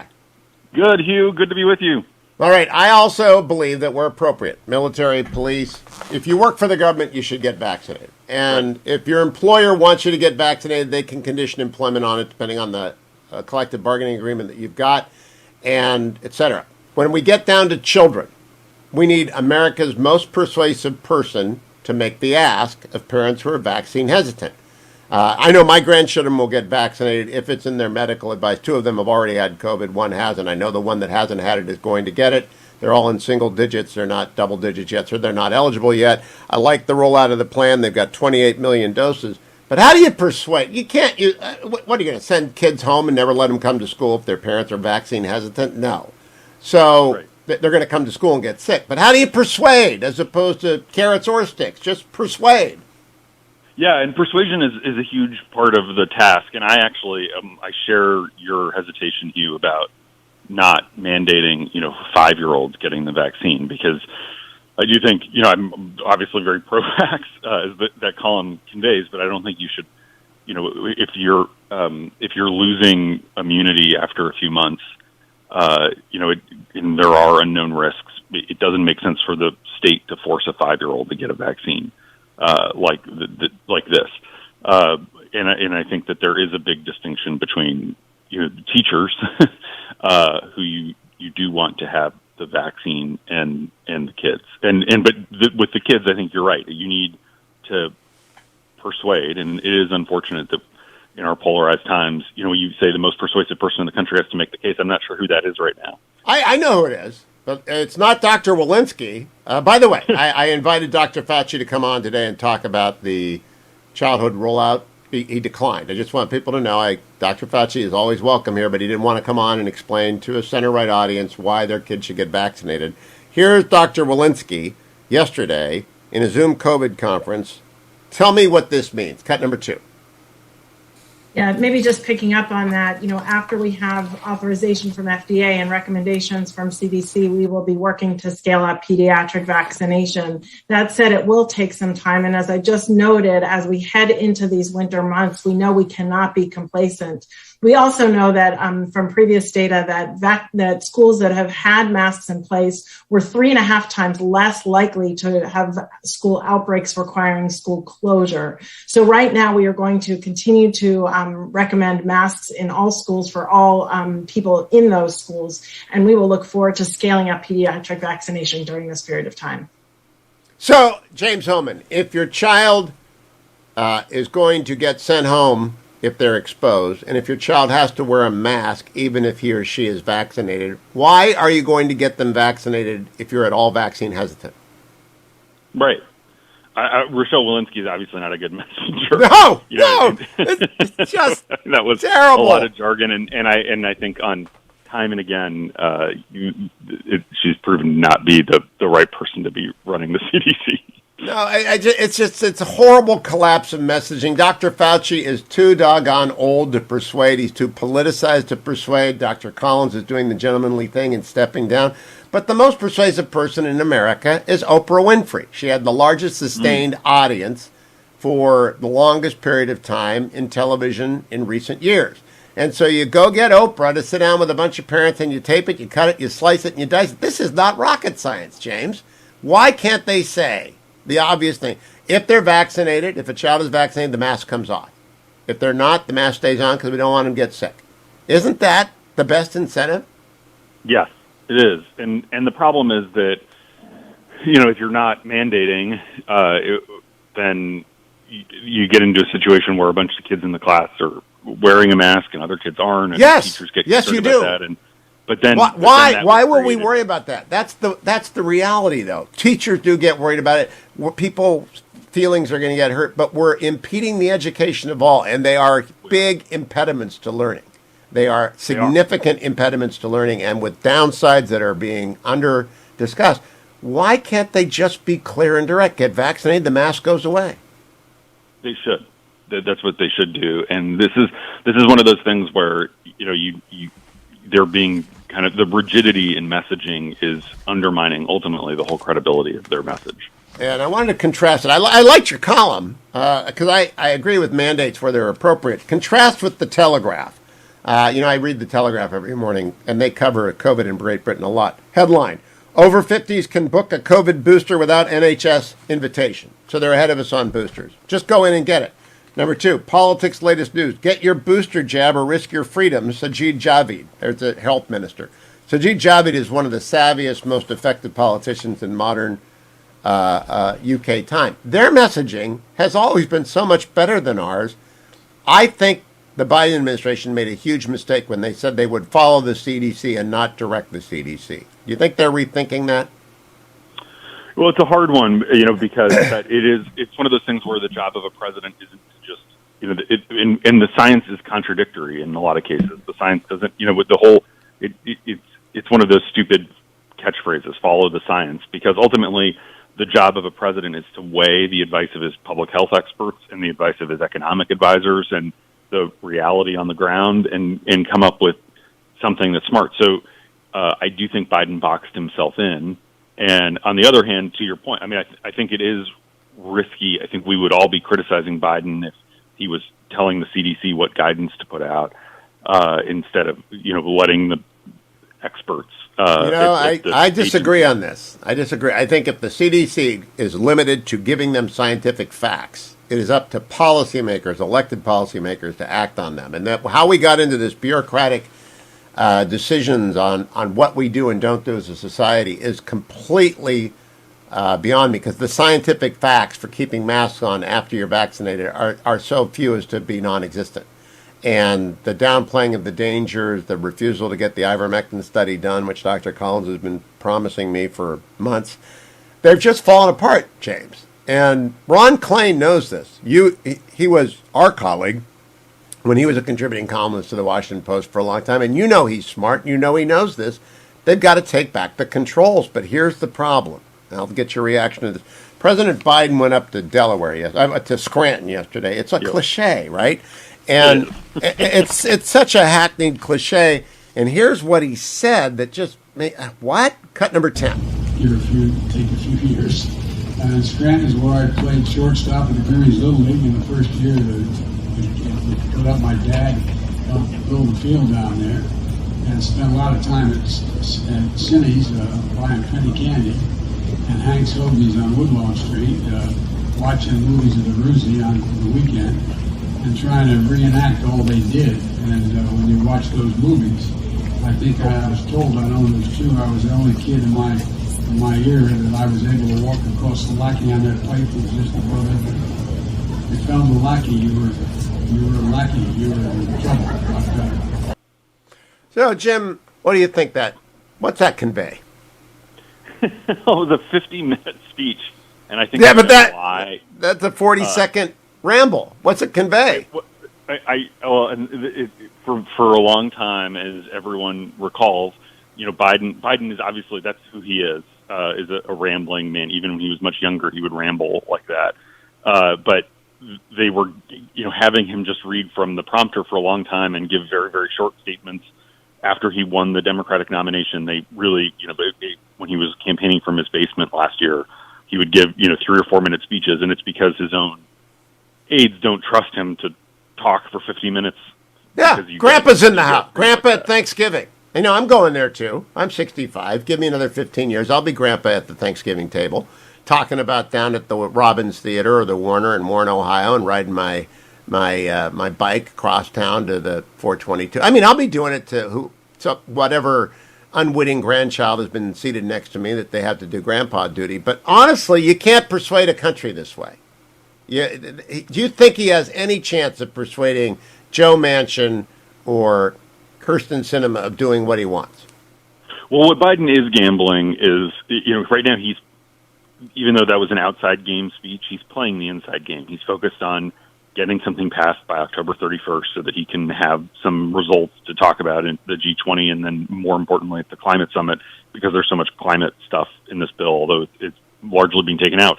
But right now, what Biden is gambling, Hugh, is that he spent months patiently listening to all these Democrats complain and say what they wanted, and he really has not been forceful about trying to shape this bill. And now here, as he tries to close the deal, he's gambling that gives him credibility on the inside to say what's going to be in it and what's not going to be in it. James, do you really believe he's focused on anything? Or are you talking about Ron Klain being focused on something? Well, I think Biden is desperate for a deal. I think Biden would accept anything that will pass, which is why ultimately something is going to pass. It's going to be pared down. It's going to be in the ones. But Biden is determined to pass legislation because his whole he feels his whole agenda depends on. It's falling apart. Kyrsten Sinema is saying no taxes. They're down to 1.9. They started at $7 trillion. They're down to 1.9. They're trying all sorts of gimmicks. It's falling apart. And I just want to point out, the emperor has no clothes. Joe isn't a closer anymore. If he ever was, back in the Obama years, they sent him up to the Hill a couple of times. President Biden isn't a closer because, by gosh, when you hit 80 or 79, you just can't close. The problem, I think that, again, they're so desperate to get anything that, the White House is telling congressional Democrats this morning that there aren't going to be any corporate tax hikes in this bill. And, and that's because of Sinema. But what it means is that it's going to be nearly $2 trillion in new spending that is largely not paid for. It's inflation. It's just complete inflation fuel. But the idea that obviously there are pay-fors, but this is one of those things where they're just so desperate to make a deal that it does seem hard to imagine that it's not going to add to the debt. I got to quickly cover Younkin, and I've already voted for Younkin. I don't know if you live in Virginia, and he's creaming retread Terry, and Terry appeared on Morning Joe yesterday, and he can't even swim in that pool. He's in the wading pool, and he's drowning. What do you make of that race? I think Younkin is going to win. I think it's going to be close. I'm going to cover the Kamala Harris is doing a rally for McAuliffe and Prince. Oh, that'll help tonight. Oh, that'll help. But I think the intensity is all on Younkin's side. Oh, I can't wait to get that audio. I wonder if they'll get 100 people. It is all falling apart, and I'm not happy about it because we're also in a Cold War and we're losing that. James Hohmann, always a pleasure, James. I can't wait to hear the report on that. You poor man. There's a good reason not. I'm going to go moderate a Senate debate in Ohio on Sunday night, and that's going to be fun. But a Harris McAuliffe rally, Back to the Future. Oh, ReliefFactor.com. We got to get a bag to Hohmann. Really, we do. If James is going to do that kind of heavy lifting, go to a Kamala Harris and Terry McAuliffe rally. Hey, Dwayne, how much do I have to pay you to go to a Terry McAuliffe Kamala Harris rally? Does it take 2 bags of Relief Factor or 4 bags of Relief Factor? I know what that's going to look like, by the way, when Kamala Harris does that rally. You know what that's going to look like? That's going to look like the victory parade of the Chicago Sky, the WNBA champ. You betcha. That's what it is. And there was 4 people watching that parade. They're going to come out. We get Relief Factor down to that rally, they might come out. Go get your Relief Factor. 1995 gets you started on a 3-week trial supplied. Senator Talent, Jim Talent of the Bipartisan Policy Center is up next. Stay tuned, America. Portions of the Hugh Hewitt Show are brought to you by Alliance Defending Freedom.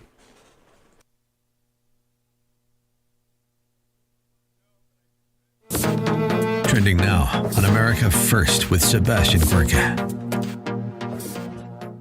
and you and I have talked about this many times. Doctors Without Borders did their own study. This isn't a Fed number. This isn't my number. 31% of women that make their journey get sexually assaulted. We've heard the case how many children die. Already, and I talked to one sheriff on the southwest border in Texas who's already found over 50 dead migrants in his county that were left stranded by the cartels. The cartels mistreat these people. They torture these people that can't pay the smuggling fees. They've killed these people that can't pay smuggling fees. Yeah. We already know that enough opioids came across this border under Biden that over 90,000 fentanyl overdose deaths of our children. So it's the flip side of this illegal immigration is people are dying.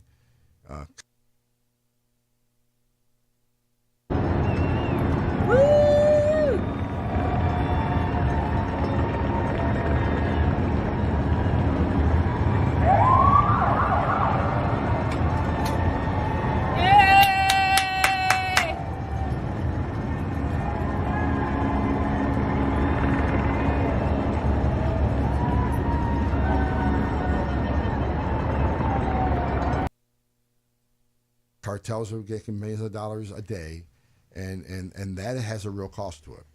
And this isn't, I mean, this isn't just a hypothesis. Literally flicking a switch, what this White House has done has exploded the profits for the cartels, correct? Absolutely. No one celebrated this election more than the cartels because the promises Joe Biden made during the campaign, they knew they were back in business. And because you have an open border, it's very, very easy for them to game it, to say, okay, you in that caravan of 3,000 people, you cross over there, while 10 miles down the way, you're going to be flooding in the fentanyl and we'll be running, right? Exactly. This is great for them. And this isn't, Tom, listen to what the DEA is saying. Listen to what the U.S. Marshal, I mean, every law enforcement agency out there will tell you open borders creates more crime in our communities. So people, I get asked all the time, or I get comments all the time that President Trump's policy is inhumane. First of all, no, they weren't, not compared to Joe Biden's policies. Keep up with what's trending. Subscribe today at rumble.com. Streaming on Salem Now. The Democratic Party somehow has convinced black people that they're the good guys. Never mind the skanky history of the Democratic Party. That was a party of slavery. He said, listen, I gotta give these niggas enough. Not too much, but enough that I'll have them voting Democrat for the next 200 years. The race grievance industry would have you believe that blacks get up and think about nothing else except race. If I tell you this is racist, yeah, I will get you emotional. There is a whole big cottage industry for racism. If racism went away, a lot of people would be unemployed.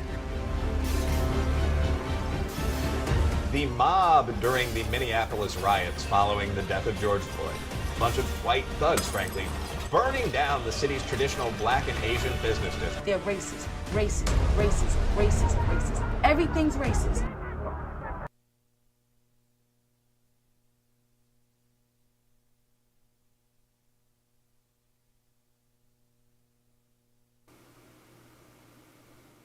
Welcome back, America. It's Hugh Hewitt, joined now by former United States Senator Jim Talent, now with the Bipartisan Policy Center. You can follow Jim at Jim Talent. Good morning, Senator. How are you? Good morning, you. Well, you've been all over this hypersonic story. Good for you. Well, Dimitri over at the Financial Times has been all over it. I'm just following his writing.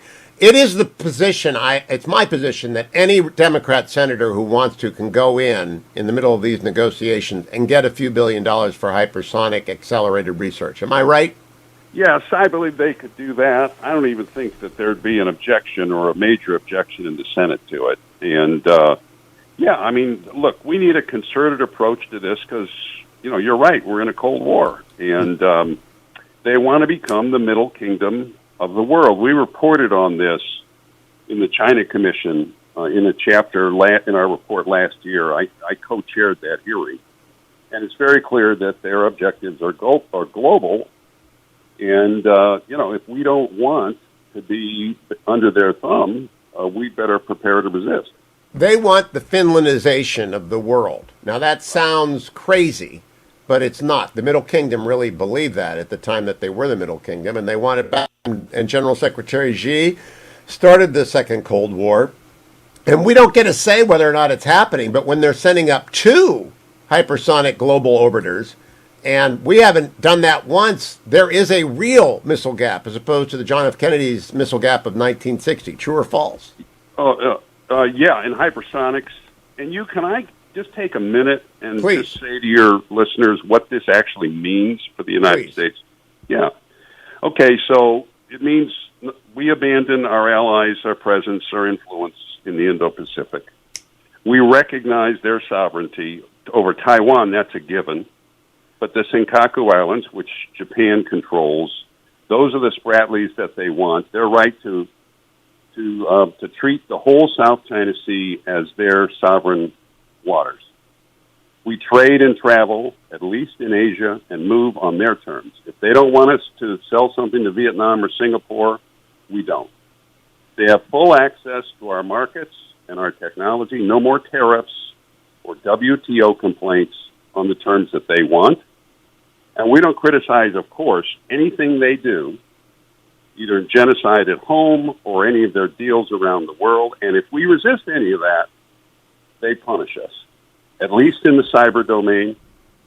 That's what they want when they say they want to be the middle kingdom of the world. Okay? Now, you've asked, yes, are we in a Cold War? Well, if we don't want to accept that, then yeah, we're in the Cold War. We're in the second Cold War. And I would point out as well, the only analog I can come up with this in world history is the Joseph Chamberlain Commonwealth system when Britain ruled the waves. And you did not trade outside of that system without the express permission of the crown. And in India, you didn't do anything in India without the express permission of the crown. There were, it was an empire. That's what they want. It's the old imperial model adjusted with some aspects of Marxist-Leninism. I mean, again, I'd encourage people who want to read this, the 2020 report of the U.S. China Economic and Security Review Commission. It's uscc.gov. There's a chapter on it. Well, tomorrow Captain Jerry Hendricks is on to talk about the actual technical ability, but I want to underscore again, Senator Angus King is right in his assessment. This is a huge development, and it's one that we are behind on. But he has the present ability, as does any Democratic senator, to address this missile gap. All they have to do is make it a must-have in this package. I just want people to understand that. The only thing I don't know, is whether it would be in order to put it on reconciliation, but they could get it. If they made it a condition of their vote, then they would get it in one form or another, yeah. And so it's the Democratic Party's responsibility. And I got to quickly ask you, I know if you've been listening to the show, you've heard me play the Joe Biden speech. You've known the president a long time, Senator Talent. Do you think he is up to do you think he's actually negotiating the deal? Who's negotiating this deal? It can't be Joe Biden. Well, I've been saying for months that, in my view, he's clearly impaired. I don't know anybody who knows Joe Biden and has seen him, speaking publicly who doesn't. Well, I use the term infirm, but I mean, it seems pretty obvious to me. So I don't know what he's like in private. These sorts of things. It depends on the context. But I think he clearly has an issue. I call him infirm. I don't think he's impaired, but I think he's an 80-year-old man. If you want to call it that. I'm not a doctor. I don't know the situation. But it's, all you got to do is look at him and then compare, watch clips or speeches of Joe Biden in the past. He never had problems putting words together. Now, that just was stopping them. Yeah. But they say he's going to bring these negotiations to a close. He can't actually do that. I don't think people quite get what it takes to hammer out a deal. You've been there. You've done that. Do you think this president with Schumer and Pelosi and Sinema and Manchin can close a deal? Well, I think the bigger problem, is that they can't. I'm not sure the deal is there to be done for them because I'm just not sure they can hold together enough for their vote. In other words, they're going to lose one side or the other as they move to make a compromise. I think that's the bigger problem, but we'll see. We'll see. Jim Talent on Twitter. Thank you, Senator. Coming right back. Hour number 3, Senator Marsha Blackburn kicks it off on the Hugh Hewitt Show. Portions of the Hugh Hewitt Show are brought to you by Alliance Defending Freedom.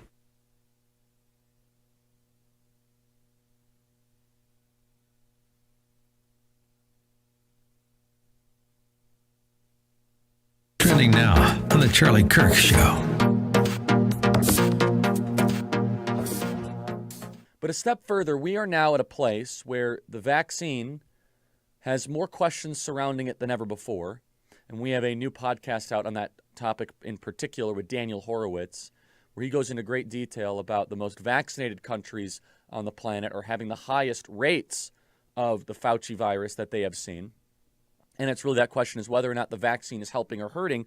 But still, we are now seeing private businesses being closed because they will not themselves enforce the vaccine mandate. This is the end of private property as we know it, where you have government agencies and government entities that are now saying we are going to shut down your business if you do not enforce the vaccine the way we want you to enforce the vaccine. Keep up with what's trending. Subscribe on YouTube and at rumble.com. Trending now on the Eric Metaxas Show. By him, so you're at the top of your game in every way, and then you dare to write something that you weren't even dreaming of putting this in anybody's face. This was a private thing you did to share your faith. And somebody who's obviously a troublemaker decides, we're going to make an example of you. We don't like you daring to imply that heterosexuality is normative or that the Bible needs to be taken seriously. We're going to make an example of you. And even though you'd been in the department for, you said 34 years? Well, a total of 34 years in the fire service as a whole. But I served a total of 7 years as fire chief in the city of Atlanta.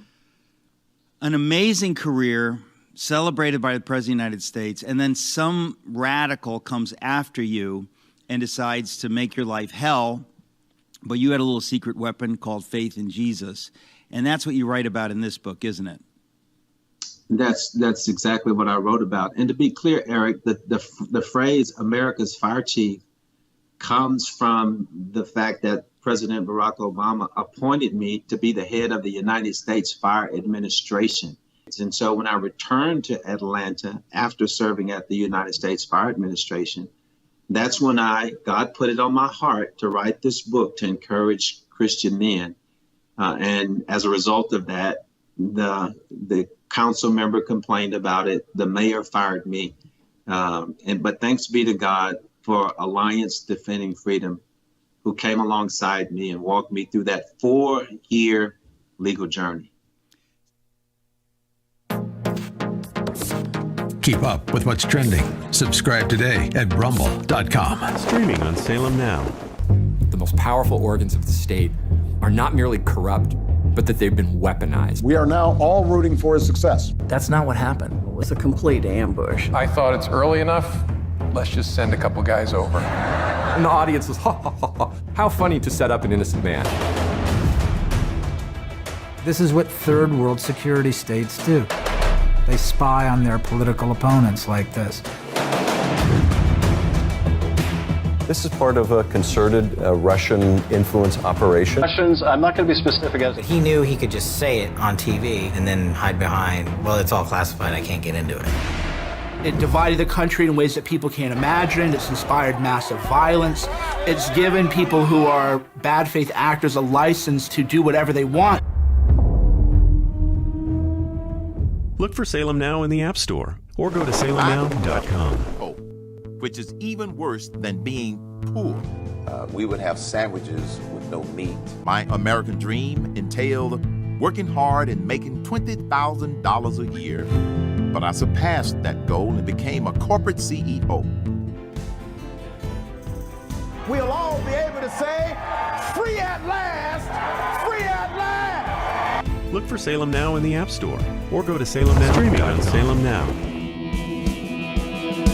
The public would be outraged if they knew the truth. Why do you think our politicians are not on the sidewalk right now talking to you? Don't have no respect.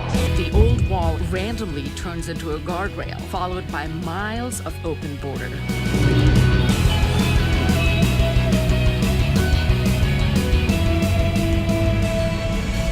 Human trafficking. That journey is extremely dangerous. The 7-year-old girl died in the desert. From the country of India. A great pillar of the community was killed by a man who had been deported at least twice. This little urn contains the ashes of my son. his dreams cut short forever. We're so worried about other countries' problems, and we don't even focus on our own. Look for Salem Now in the App Store or go to Salem Now, Salem Now. Tesla was a genius. His most amazing discoveries thought to be written in a lost journal. Now, in the right hands, it could revolutionize the 21st century. You can stop an earthquake. Doesn't that mean you could start one too? That's why that notebook should never fall into the wrong hands. Shall we stop this thing? Save the universe!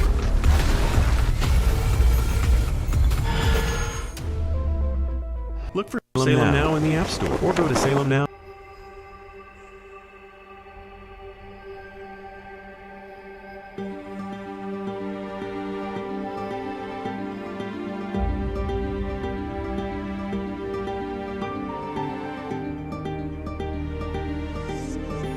¿Cuánto queda? No queda nada. Que lo siento mucho. Now that's the only time you can come to Christ.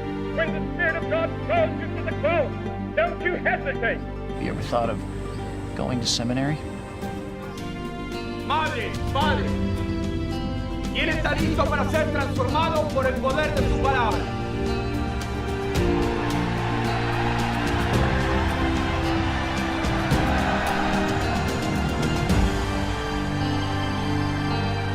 Look for Salem Now in the App Store or go to salemnow.com. Trending now on the Dennis Prager Show. As you know, I tested positive the same day that you did. Along with you, I was excited to get the natural immunity and had the therapeutics ready to go, and I'm feeling great and don't want to make light of this virus, but there are treatments available, and I'm so glad you're feeling better, and I'm feeling good, and I'm celebrating 7 days of natural immunity here. So, yeah, the issue is not making light of. If anybody makes light of, it is the people who make light of the therapeutics. We're not making light of the virus. We take it seriously enough to have taken a whole regimen of therapeutics. Keep up with what's trending. Subscribe on YouTube and at rumble.com. Trending now on The Larry Elder Show. The idea that I am anti-vaccine, which is what I was accused of by one commercial that they ran on radio, is a lie. I've talked about people who are in high-risk categories, that they ought to, with the consultation of their doctors, very likely take a vaccine. I certainly did. But I also believe that we ought to pay attention to the science that suggests that people who have had the coronavirus and have developed antibodies might very well be at less risk than those who have been vaccinated. Keep up with what's trending. Subscribe on YouTube and at rumble.com.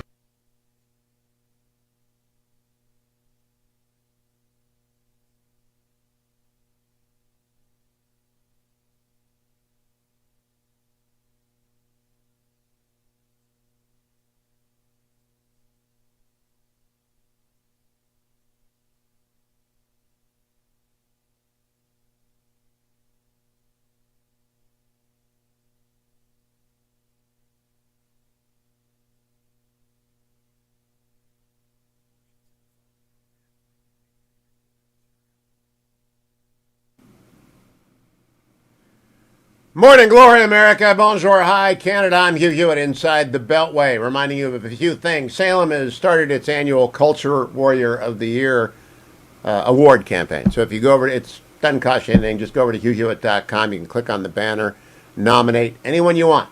I'm hoping Marsha Blackburn dropped by. Maybe you want to nominate her and Tom Cotton for starting the Free Speech Caucus on campus.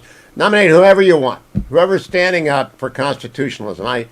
I am convinced, and David Drucker joins me at the bottom of this hour to talk about his brand new book, In Trump's Shadow, that the GOP going forward will be led by combative constitutionalists who are committed to national security. Combative constitutionalists who are committed to national security. Now, if you're a constitutionalist, you're also committed to freedom and a lot of other things. You're committed to the Constitution, our our governing law, our highest law. You're committed to the Declaration of Independence. It's the apple of gold in the frame of silver, as Lincoln liked to say, that is the Constitution. You're committed to religious liberty. You're committed to free speech. And there are a lot of people out there who fight for these, but Alliance Defending Freedom does it more than anybody else I know. You can nominate them as well, but I just assume that you contribute to them. Head over to HughHewitt.com, and at the very top, you'll see Alliance Defending Freedom for Faith, for Justice. And you hit that banner, and you'll get the opportunity to contribute. Maybe $10, maybe $25, $50. They have 3,300 volunteer lawyers, but they have 75 lawyers on staff to coordinate the work across the country, and they got to get paid. They do not charge their clients. Every client is pro bono, because if you're Jack and you're a baker at Masterpiece Cake Shop in Colorado and you're in a 10-year litigation, Jack can't pay lawyers. He can't even pay the person down the street to do that. But you do when you support Alliance Defending Freedom. You're supporting the First Amendment. You're supporting, hopefully, the overturning of Smith, a big important religious liberty case. That there are 5 votes to do it, but not quite 5 votes have figured out which way to go. I think they'll get there this year. I hope they will. And I believe this was the year that Roe v. Wade is finally struck from the case books as binding precedent. It has not worked. It was lousy constitutional law. It was made up to begin with. Should be up to the states to decide all about contraception and reproductive rights and abortion. That's a state issue. It's not a federal issue. It's not in the federal Constitution. Roe v. Wade has led us into 50 years of divisiveness. Probably the seed of the polarization that paralyzes so much today was born out of overreach that the Supreme Court hatched, and it has not worked. There is no stare decisis argument for Roe or Planned Parenthood v. Casey. And so I'm asking you, Alliance Defending Freedom will be filing a brief that will be incredibly important in the eyes of many of the justices on that court. You know that Amy Coney Barrett, Justice Barrett, used to address ADF's Blackstone fellows like I've been doing every year for a dozen years. Because I'm there to help them communicate, teach them a little con law, teach them a little bit of argument. She was there to give them jurisprudence at the highest level. I do know what ADF does, and they need your help, and I appreciate your being in the front end helping them out. If you missed it, Donald Trump sat down with Bill O'Reilly. Yes, he did. Maybe you missed it. Cut number 21, the former president with the former Fox News anchor. So you got Afghanistan, a catastrophe, you got high inflation, you got a collapsed border. Biden doing it on purpose? You would almost say, when you look at the border or when you look at the pullout of Afghanistan, you would almost say nobody can be that stupid. Nobody can be doing this thinking it's good.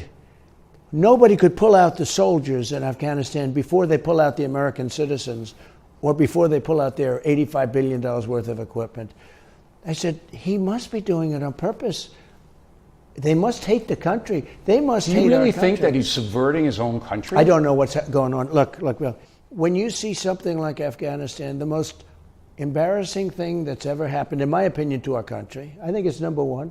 And I think the border is, I don't think anything's close, but I think the border is, it's a catastrophe. Is very embarrassing to right. us. It's a catastrophe. And it's killing our country. He's either doing it on purpose or there's somebody telling him to do it, all right? People in his ear, and these decisions the president is making are hurting the country. It's either or. No, or they're incompetent. But look, he's surrounded by, you, just as you were. You know the game. You're in the Oval Office. You got experts all over the place. Are they all that It could be that way. Look, it could be a number of things. It could be they hate the country. Now, I don't happen to believe that, okay? They can't. I mean, they just can't. Maybe that's the best the president could say. I don't think they hate the country. I think they're remarkably incompetent and they're ideologically obsessed in an Olinskyite kind of fashion. And they actually have crazy people in their caucus who have no idea what they're asking for and what socialism means and its inevitable result. And they're going to kill this economy with an inflationary spike if they get this package through. They went on to talk about how President Trump kept inflation from roaring up like this. Cut number 22. How did you keep inflation under control for 4 years when he's been in for 9 months and it's up 5.4%? Well, what's the difference? Okay, one of the big things I did was become energy independent. And we had very low energy costs. And if you're going to have high energy costs, everything else follows energy. Okay, so it was him shutting down the Keystone Pipeline? I think it was a big thing. Not just Keystone. Keystone's the least of it. That was something he should have never done. I just had everybody. We were drill, you know the expression, drill we must. And we were getting great energy. We had more oil and gas.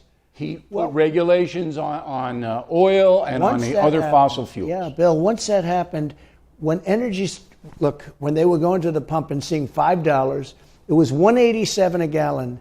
And now it's going to be over $5. Some places it's already over $5. That goes throughout the whole economy. I think energy was a big factor, a very big factor, and I kept it lower. We were making money like hand over fist with energy, bigger than Russia, bigger than Saudi Arabia, energy independent. We were number one in the world.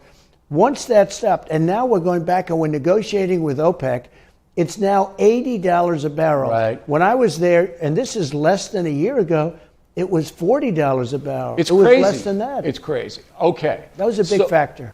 Yeah, it continues. One more cut, please. Donald Trump, Bill O'Reilly talking about the border and vaccines. Cut number 23. Do you think President Obama has President Biden's ear? Do you think President Obama is involved at all in this? I think he's probably involved, but actually I heard a statement which I respected. President Obama said, it's not sustainable to do what we're doing with the open border. That's what he said? He made that statement a few days ago. And I said, that's nice that he did that he said that. It's obvious that it's true, but this group is far left of Obama. Or, again, it's incompetent. I don't know. I've never seen anything like it. When you look at what's going on in Texas and Arizona, when you look at tens of thousands of people pouring into our country, and then they say you have to wear a mask, you have to get vaccinated, you have to do all these different things. And yet these people are flowing in by the hundreds of thousands a week. Yeah, with no regulation at all. If you were president, would you say to federal employees, particularly in education and the military, you have to get vaxxed? Would you have that mandate? No, I wouldn't. I wouldn't say to anybody you have to, but I would sell it. Look, when I was president, there was no talk about mandates or anything. Everybody wanted the vaccine. Now a lot of people don't want it. But anti-vaxxers. Well, they maybe don't trust Biden. Maybe they don't trust Biden. I think the biggest problem is the messaging in the public health area has been disastrous. You need to go get Oprah and just turn it over to her, let her figure it out, because, honest to goodness, they've got to take it away from these people. Here's Angus King on MSNBC last night with Rachel Maddow, cut number 15. It's even worse than you mentioned today. Today was a procedural vote to begin debate on the voting rights bill, which got no Republican votes. It wasn't a vote on the bill. They didn't even want to talk about the bill.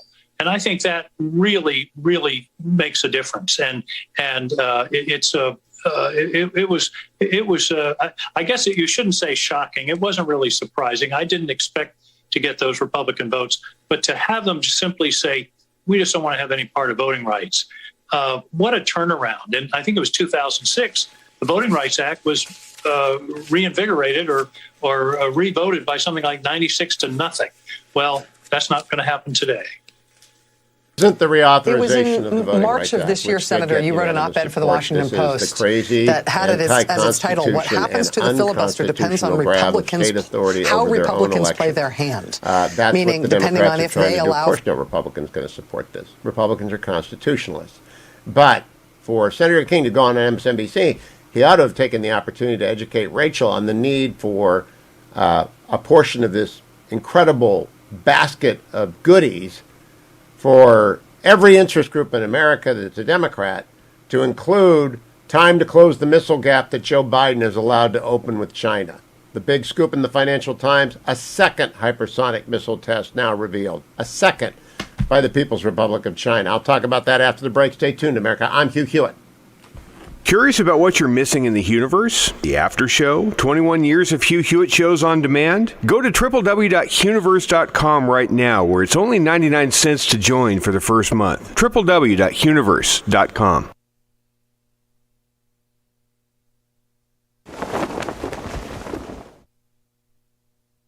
Million children were placed with local foster families. Parents from all walks of life share their stories of overcoming the one-child policy by taking in orphans. Go to salemnow.com. Trending now on the Mike Gallagher Show. Yakima County, Washington. Listen to this deputy's sign-off. After 22 years on the streets of Yakima, Washington, serving the community, this guy has to lose his job because he won't get the mandatory vaccine. This is my final sign-off. After 22 years of serving the citizens of the state of Washington, being asked to leave because I am dirty. State 1034, this is the last time you'll hear me in a state patrol car. And Jay Inslee can kiss my 1034, thank you for your 22 years of 5 months of service to the citizens of Washington State. You've taken on many roles in your time with the patrol. In your first year, you delivered a baby while on patrol in Bremerton. You've been a DRE instructor, certified technical specialist, and reconstructionist, peer support member, part of the chaplaincy board, and a CVD trooper. You've been a great role model and mentor for all young troopers serving in the area by sharing your knowledge and experience throughout the years. Thank you for your service. 1906. That's an absolute tragedy that this guy is losing his job after 22 years. And you heard all the things that he did while a state trooper. And he's got to lose his job over a medicine in his body? If that doesn't shake you, let me just ask you, are you okay with that guy getting fired? I like the way he signed off. We had to beep it, but he said, Jay Inslee, the governor of Washington, can kiss my rear end. And I think that's the attitude of more and more Americans. Keep up with what's trending. Subscribe on YouTube and at rumble.com. Trending now on America First with Sebastian Gorka.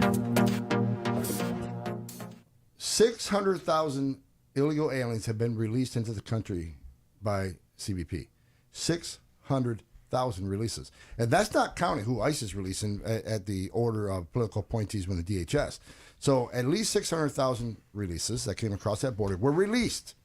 Many with COVID, many with criminal histories. Add to that the 400,000, just short of 400,000 gotaways. Right there, that's a million.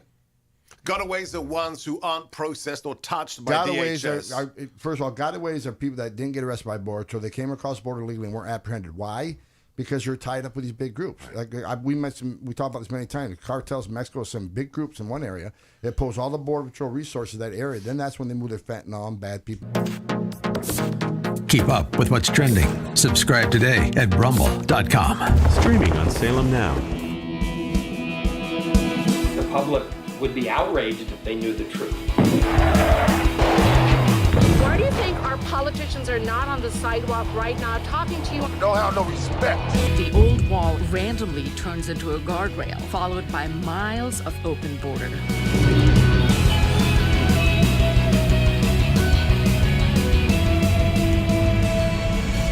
Human trafficking gone. That journey is extremely dangerous. The 7-year-old girl died in the desert. From the country of India. A great pillar of the community was killed by a man who had been deported at least twice. This little urn contains the ashes of my son. His dreams cut short forever. We're so worried about other countries' problems, and we don't even focus on our own. Look for Salem Now in the App Store or go to salemnow.com. Trending now on The Charlie Kirk Show. We have people losing careers in multi-million-dollar jobs because they refuse to take the vaccine that does not 100% prevent you from getting the virus. Breakthrough cases, people with the vaccine who are vaccinated are dying, and yet they say we still need to destroy your life, even if you have natural immunity, even if you have the antibodies.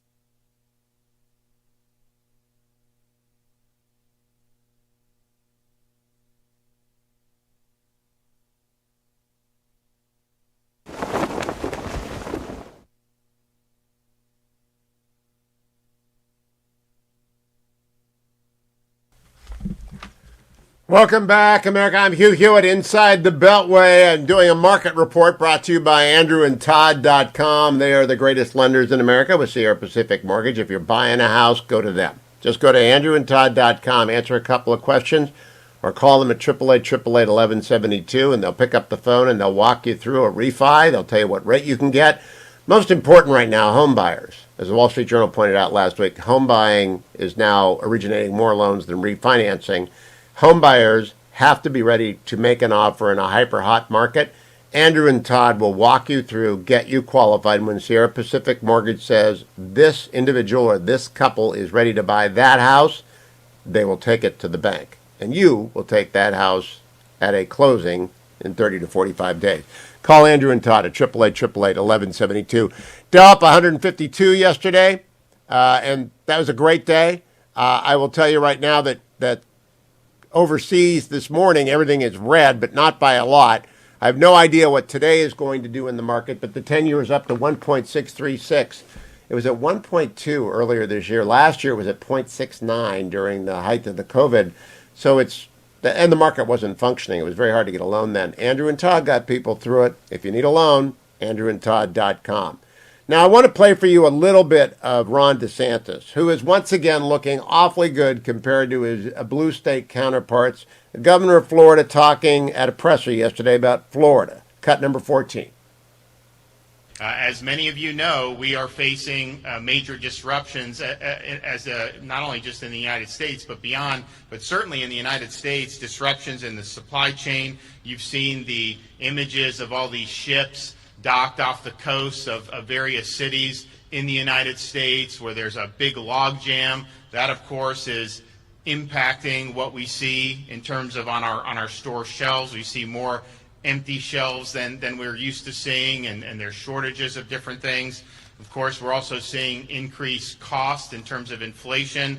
Year-over-year increase in food prices so far is the highest it's been in 10 years. And of course, many commuters have been suffering under about a 50% increase in gasoline. And so you see a lot of problems. I know they just announced, well, in California, maybe they'll start having the port operate 24/7. Our ports operate 24/7. I mean, that should be happening anyways. And so we in Florida have the ability to help alleviate these log jams and help to ameliorate the problems with the supply chain. And part of it is because we've long been committed to reliable, modern, and accessible port facilities. Since I became governor in 2019, we've allocated almost $1 billion to over 70 Florida seaport projects. And these are approaches that have made us really, really strong. And of course, the port is one. And then once it gets off the port, with the different operations that we offer, both rail and road, it really, really, really is, I think, a model for the rest of the country. So we're here. We have capacity. And not only that, I'm proud to announce, and I'm going to let the directors talk a little bit more, that JAXPort and some of the other ports are also stepping up even above and beyond by offering incentive packages to businesses who want to move their cargo through these ports, like JAXPort. This will make a huge difference. If you think about a place like JAXPort, you have close to 100 million consumers that live within 1 day. Now stop it. Okay, if this goes on for like 10 minutes, Ron DeSantis has got everything at his fingertips. He's got the ports going. He's doing business in Florida. He's bringing business to Florida, and the numbers are falling rapidly in the COVID side, where they're increasing in the north. Contrast that with Pete Buttigieg trying to do repair damage on CNBC for taking off 2 months in the middle of a logistics nightmare. Cut number 7. Well, it's certainly the case that we are closely watching prices. I also think it's important to point out, and Moody's has talked about this, that the president's Build Back Better agenda as a whole will ease some of that inflationary pressure. One of the reasons why we sometimes struggle to keep up with demand when demand is good is that you got a lot of forces that keep Americans out of the workforce, not least the struggle to get good childcare, or the struggle to get good affordable childcare, I should say. So when you talk about some of the pro-family policies in the Build Back Better agenda, those stand to actually ease inflationary pressure. Who was using facts and figures? Who was talking about specifics? Ron DeSantis was. That's why you want Republicans running things. They actually deal in facts, not slogans. I'll be right back about the brand new book, In Trump's Shadow by David Drucker, on the Republican jockeying to be in the pole position for 2024. Stay tuned.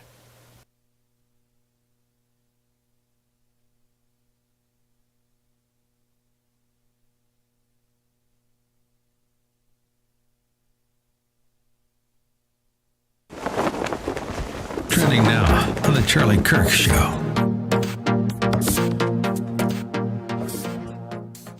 We have people losing careers and multi-million-dollar jobs because they refuse to take the vaccine that does not 100% prevent you from getting the virus. Breakthrough cases, people with the vaccine who are vaccinated are dying, and yet they say we still need to destroy your life, even if you have natural immunity, even if you have the antibodies. So one example in particular, there's two examples that highlight this, I think, rather well. The first is a place that all of you should go for lunch today, especially if you're listening on the West Coast. In-N-Out Burger. In-N-Out Burger is phenomenal. They are a wonderful company. They do a great job. The owners are Christians. And they deserve your support because now in San Francisco's only In-N-Out location, they've said, look, we are refusing to enforce the San Francisco vaccine mandate. We're not going to go ask people, show us your papers. And I'm going to be honest, people are fighting back. But to the level that we are tolerating the show me your papers, show me your medical records to go get a burger in San Francisco, America's fallen in a great regard. Now, San Francisco's its own place. San Francisco is the greatest example of anarcho-tyranny. Anarcho-tyranny where it's complete anarchy if you want to do drugs on the side of the street. If you want to defecate in a park, that's their idea of freedom. If you want to wear no clothes, you can walk through the streets of San Francisco. Keep up with what's trending. Subscribe on YouTube and at rumble.com. Trending now on the Eric Metaxas Show. By him, so you're at the top of your game in every way, and then you dare to write something that you weren't even dreaming of putting this in anybody's face. This was a private thing you did to share your faith. And somebody who's obviously a troublemaker decides, we're going to make an example of you. We don't like you daring to imply that heterosexuality is normative or that the Bible needs to be taken seriously. We're going to make an example of you. And even though you'd been in the department for, you said 34 years? Well, a total of 34 years in the fire service as a whole. But I served a total of 7 years as fire chief in the city of Atlanta. An amazing career, celebrated by the President of the United States, and then some radical comes after you and decides to make your life hell, but you had a little secret weapon called faith in Jesus, and that's what you write about in this book, isn't it?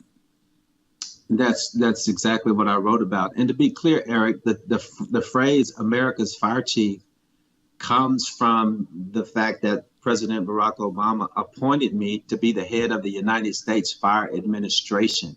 And so when I returned to Atlanta after serving at the United States Fire Administration, that's when God put it on my heart to write this book to encourage Christian men. And as a result of that, the council member complained about it. The mayor fired me.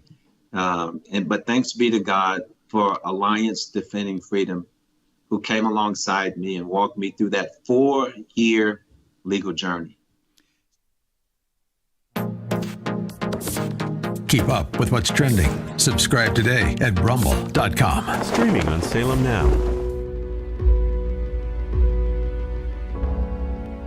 We'll see one young lady identify as transgender, and the next thing you know, 6 or 7 young ladies in that same school are now identifying as transgender. Children taught at age 5 they can create their gender identity, and it's being celebrated.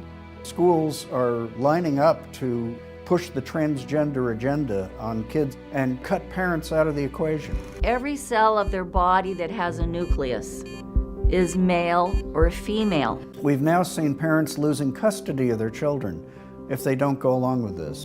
We've all been created XY or XX, so that means there's only 2 genders. And so really the battle is against the Creator.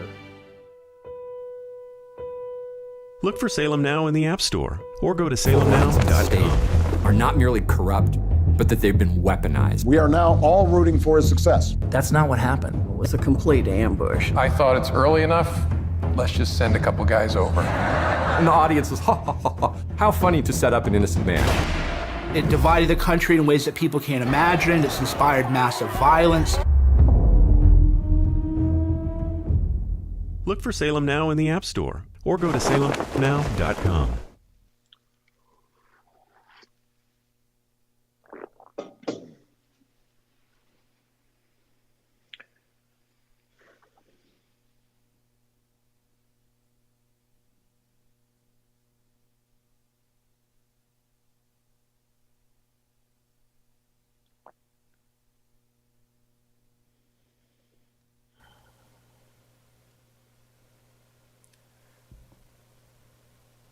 Welcome back, America. It's Hugh Hewitt. That music means Drucker's in the house. David M. Drucker of the Washington Examiner, author of this brand new book.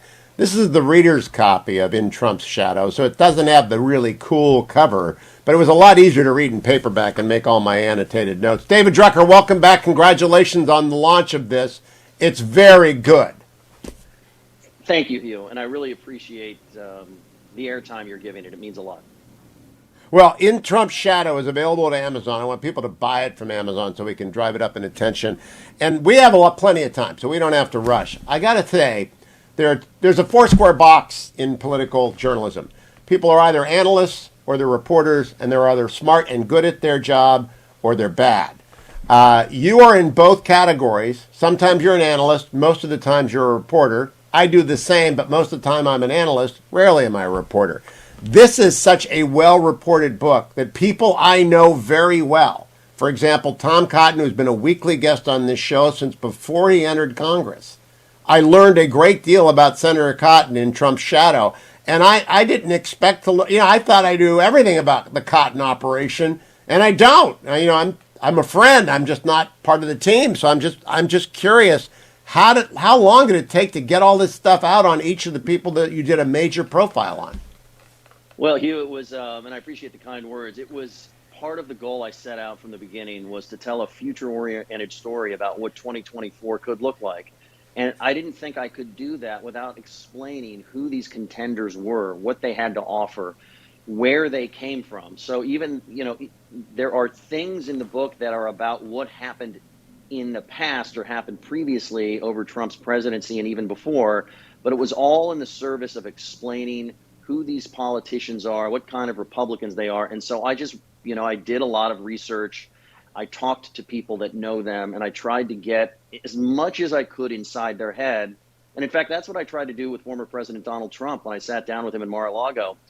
I just tried to understand him from his point of view. And I did that, one, because I think it's uncovered territory, and I'm just simply fascinated by high-level politicians, the way as a child I was fascinated by athletes and automobiles, what it takes to become a major politician in this country, Democrat or Republican. I focused in my career more on Republicans, sort of an accident of history, if you will. So I just did the deep dive, and I tried to find out as much relevant information about how they operate, why they operate that way, and how they got here. So I could tell the story to a reader who's politically interested, but doesn't live inside this world the way I do, what these people were all about in a way they would find relevant to them. Books like this began when Teddy White wrote The Making of the President in 1960. But that was a backwards look. So for the first time, actually, the first couple of chapters of the book that will be written after the 2024 campaign is already out. It's the primary campaign. Now, there's always the obligatory section in books that look back at presidential elections of how people car crashed and how they went over cliffs and how they built their organization. I've just never seen one this early and this detailed. Is there any analog to your knowledge? I'm not aware of one, and in part that's why I was drawn to the story, because I thought it was a story I could tell that others weren't telling. And when you're a journalist, the reporter part of you is always looking for a story that hasn't been told. It's sort of a high in terms of this idea of scooping. And you're right to describe me as an analyst and a reporter. and I really got into this more to analyze the news and explain the news more than report it. But what I found as a journalist is that there's a sugar high you get when you can scoop and come up with something people haven't seen and heard before. And it occurred to me late in 2019, after I'd written a few stories about different prospective 2024 contenders who were already preparing for 2024, even before Donald Trump had run for re-election. Whether he was going to win or lose, obviously we didn't know. They were already working on 2024. And I said to myself, that's really interesting and kind of unusual, because usually when you're in a party where the incumbent president is of your party, you wait for the re-elect. And if they win, if they lose, too bad. If they win, great. But the day after the re-elect, you're free. It's like in etiquette, in terms of etiquette, you're free to then look out for yourself and focus on your future. They were already planning for the future, even though they were still helping Trump. And they, I write about Vice President Mike Pence. Nobody helped Donald Trump more than Pence, just by the nature that he was second in command. But they were all working on 2024 very early, and I just found that to be very fascinating. Yeah, let me try and illustrate to people what they get from In Trump's Shadow. We got to say it 7 times because In Trump's Shadow is a book you need to buy, and you got to hear the title 7 times. In Trump's Shadow in every segment. 3 names: Jeff Rowe, Brett O'Donnell, and I can't remember the third one I was going to use. Jeff Rowe, Brett O'Donnell. I was going to use Mark Short. Those are 3 names that I know. Unless you read this book, most of the audience will not know what any of those 3 guys do, or for whom do they do it, or why O'Donnell's got the most interesting situation. Why don't you use those 3 names to illustrate what they're going to find? Because I found anecdotes about each of these guys, and I know them all. I've talked to them all. I don't know Mark very well. I've just talked to him. But I know Brad, I know Jeff, and I learned stuff. Tell people about it. Yeah, so I'll go in alphabetical order, so I'm not picking favorites here. Brett O'Donnell is better known in Republican circles as the sort of master debate coach, right? So whoever the Republican nominee is over the past 20 years or so, somewhere in there, he's the guy when it's time for the big 3 debates you bring in as a debate coach. Although he has a consulting business and he has various clients, Republicans that are elected to the House and the Senate. He advises Jim Banks, RSC chairman. He advises some Republican senators. He also happens to advise, in terms of communications, both Tom Cotton and Mike Pompeo. And so his nexus there is of 2 friends who could end up running against each other in a Republican primary in 2024. In fact, Mike Pompeo ended up tapping Brett O'Donnell for some communications advisory work at the recommendation of Tom Cotton. And so he is sort of integral to those 2 operations. Jeff Rowe was the campaign manager for Ted Cruz in 2016. Jeff Rowe, I'm pretty sure, is living full-time now in the Houston area, not far from Ted Cruz, but he's a Missouri guy originally. He's got a lot of clients right now, including Glenn Younkin, who's could be headed towards being elected the next governor of Virginia early next month. He's got a horse in the Missouri Senate race, Eric Schmidt, the state attorney general. Jeff Rowe is sort of the orchestrator and the operator behind the Cruz 2024 campaign in much the same way he was the 2016 campaign. He's savvy. He's sort of a master of the dark arts, and he's an interesting character in his own right. If like me, you're just fascinated by high-level political operators. Mark Short was the final chief of staff to Vice President Mike Pence in the West Wing. What I like to tell people about Mike Pence, and this relates to Short, is that, Mike Pence's favorite slogan is, "I'm a conservative, but I'm not angry about it." And he seems like he's the anti-Trump in terms of his personality. Genial and mild-mannered and Midwestern. But Mike Pence is no dummy, and he's not a shrinking violet. And it's reflected in the fact that he has a team of sharks around him that he brought into the Trump campaign when he was tapped for vice president in 2016, and that have stayed around him ever since. And Mark Short is among those team of sharks. And Mark Short is still working hard on the former vice president's behalf. And he's one of those people behind the scenes that I think when you're looking at the possibility of a Pence 2024 campaign, It's true, Mike Pence has myriad challenges, and Hugh, we could fill a whole show with them, but he has a team of very smart people, and they're there because he wants them there. And I think that says something both about Mark Short, but also about Mike Pence. Now, what I wanted to illustrate by those three names and the anecdotes that you tell about them in Trump's shadow is that candidates are like NFL quarterbacks. You got to have a quarterback to win in the NFL, and the candidates are the quarterback. But you got to have a head coach. You got to listen to your head coach. Now, and you can't head coach two teams. I remember Mike Murphy was torn between Mitt Romney and John McCain. In 2008 came around. He waved out. He tapped out of the race. He didn't want to make a choice. Has Brett made a choice? Not to my knowledge, and I don't think he has. Yeah, and not according to my latest reporting. I haven't asked him that question directly, at least not recently. And I think that Brett right now can afford to wait and see what actually happens, who actually gets in, who doesn't get in. One of the best things you can do in politics is not make any decision you don't have to make, any decision that you're not yet forced to make. Yes, you want to have foresight. Yes, you want to plan, but keep your powder dry as long as you can, because that will serve you well most of the time. Now, let me illustrate what you'll learn before we go to our first break. We have a three-parter today. It's also going to go into the podcast, the interview with Hugh Hewitt. I did not know until I read In Trump's Shadow that Tom Cotton and Ted Cruz waged a proxy war in Tennessee in the Senate race that put Bill Hagerty in the Senate. That's the kind of detail that's in Trump's shadow. I had no idea. Yeah, it was obviously a presidential race. There was so much news flying around. There was so much happening. In the same general election, you have before the general election, you have this primary in Tennessee.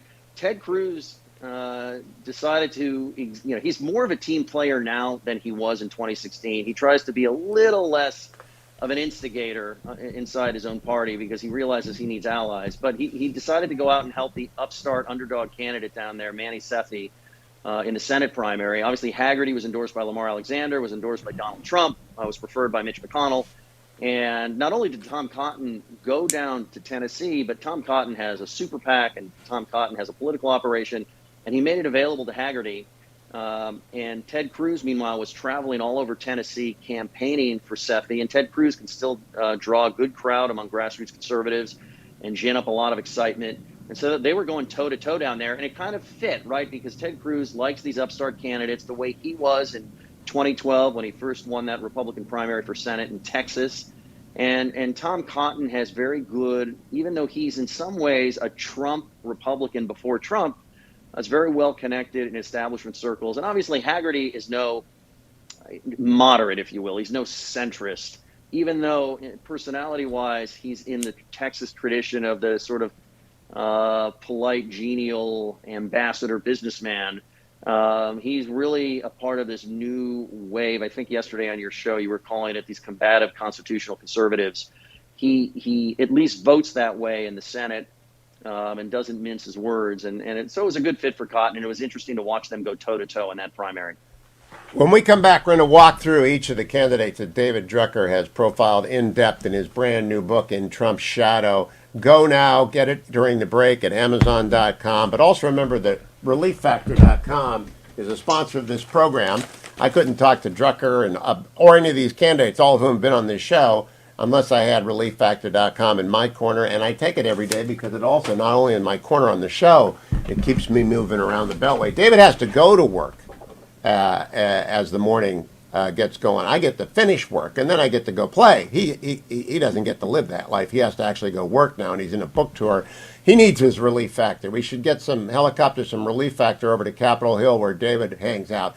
And make sure that he stays in the game, because there's nothing like a virtual radio book tour for driving people crazy. And I'm getting him early enough that he's not yet repeating anecdotes that he already told me this week about In Trump's Shadow.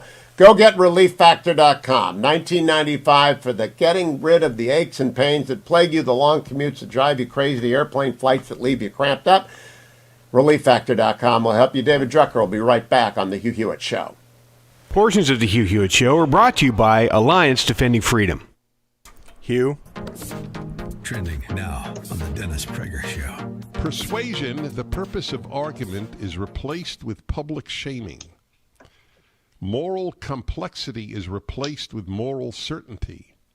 Facts are replaced with feelings. Ideas are replaced with identity. Forgiveness is replaced with punishment. Debate is replaced with deplatforming. Diversity is replaced with homogeneity of thought. Inclusion with exclusion. In this ideology, speech is violence. But violence, when carried out by the right people in pursuit of a just cause, is not violence at all. In this ideology, bullying is wrong unless you are bullying the right people, in which case it's very, very good. In this ideology, education is not about teaching people how to think. It's about re-educating them in what to think. In this ideology, the need to feel safe trumps the need to speak truthfully. In this ideology, if you do not tweet the right tweet or share the right slogan, your whole life can be ruined. Just ask Tiffany Riley, a Vermont school principal who was fired because she said she supports black lives, but not the organization Black Lives Matter. In this ideology, intentions don't matter. That is why Emmanuel Cafferty, a Hispanic utility worker at San Diego Gas and Electric, was fired for making what someone said he thought was a white supremacist hand gesture, when in fact he was cracking his knuckles out of his car window. Keep up with what's trending. Subscribe on YouTube and at rumble.com. Trending now on The Larry Elder Show. Now, regarding calling ivermectin a dewormer, Joe Rogan has, I think, the most popular podcast in the country, and Dr. Sanjay Gupta of CNN was on. Rogan, like Dennis, contracted the coronavirus. Rogan, like Dennis, had never been vaccinated, and Rogan, like Dennis, had taken ivermectin. And Rogan was not happy that when CNN learned that Rogan, was taking ivermectin, they referred to it as a dewormer. Here's what happened. Horse dewormer is not a flattering thing. I get that. It's a lie. It's a lie on a news network, and it's a lie that's a willing. That's a lie that they're conscious of. It's not a mistake. Yeah. They're unfavorably framing it as veterinary medicine. Well, the FDA put this thing out. You saw that. Did you see that thing that the FDA put out? What did the FDA put out? It was a tweet, and it was snarky. I admit it. They said, "You are not a horse, you are not a cow, stop taking this stuff," or something like that. Why would you say that when you're talking about a drug that's been given out to billions and billions of people, a drug that was responsible for one of the inventors of it winning the Nobel Prize in 2015? Yeah. Yeah, a drug that has been shown to stop viral replication in vitro. You know that, right? Why would they lie and say... Keep up with what's trending. Subscribe on YouTube and at rumble.com.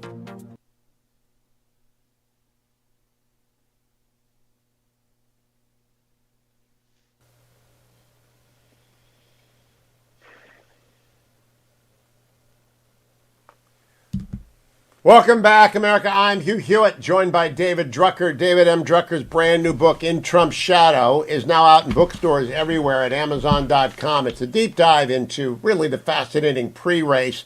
As Republicans get their act together, Donald Trump has fundamentally changed the party. A lot of the analysis that David offers up is how Donald Trump changed the GOP and how the two camps, and I'll call them Trumpists and McConnellists, they're not really in great communication, but there are some people aiming to bridge those two parts of the party, and I want to run through some of them. Tom Cotton is described on page 33 as Trump before Trump. Why don't you explain that to the audience, David Drucker?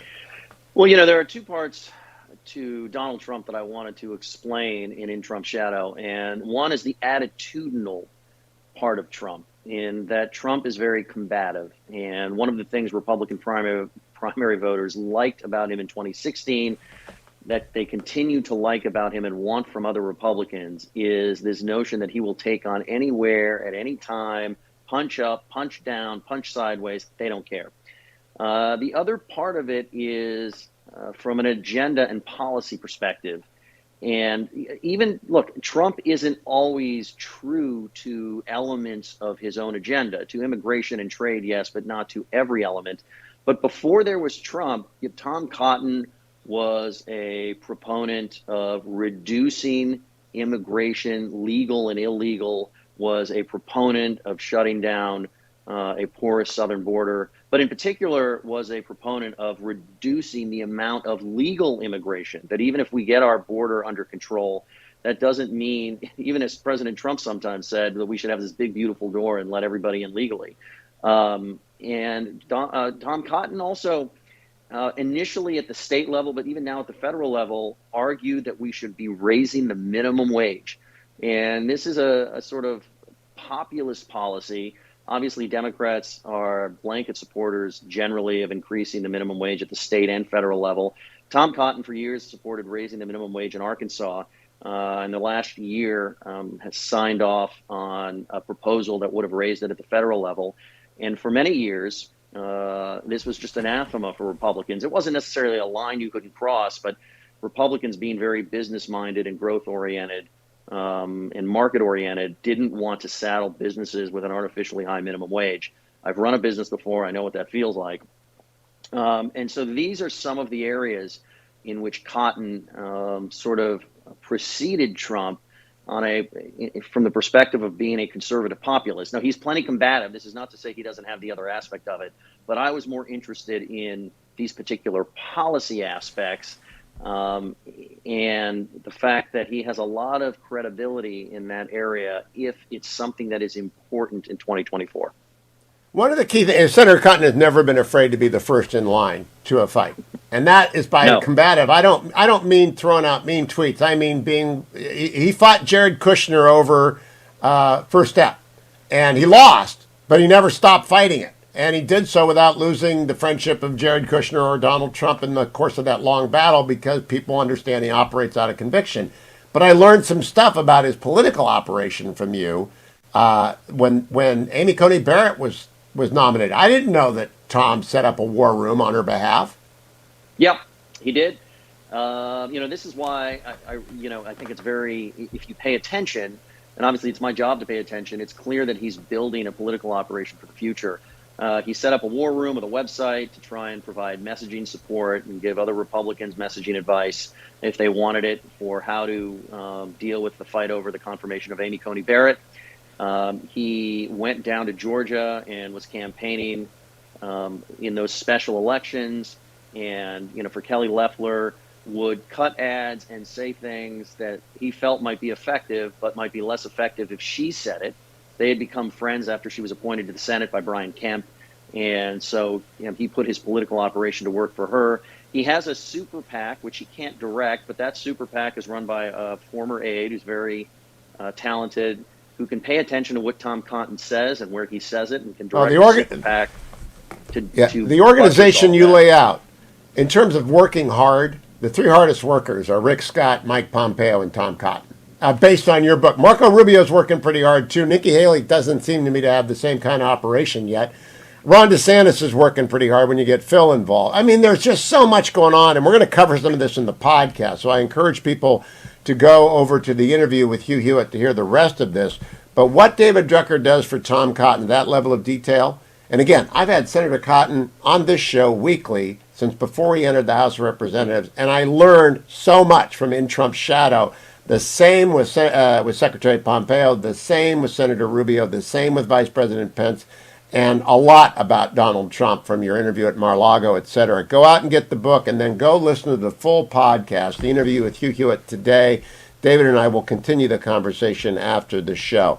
I'll be back tomorrow live. I want to thank Adam. I want to thank Dwayne. I want to thank Ben. I also want to thank you for supporting Alliance Defending Freedom. Please head over to the website.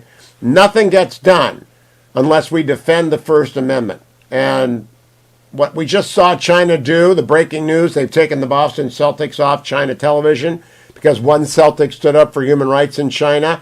That's what we're talking about. We are in a second Cold War. More about it tomorrow on the next Hugh Hewitt Show.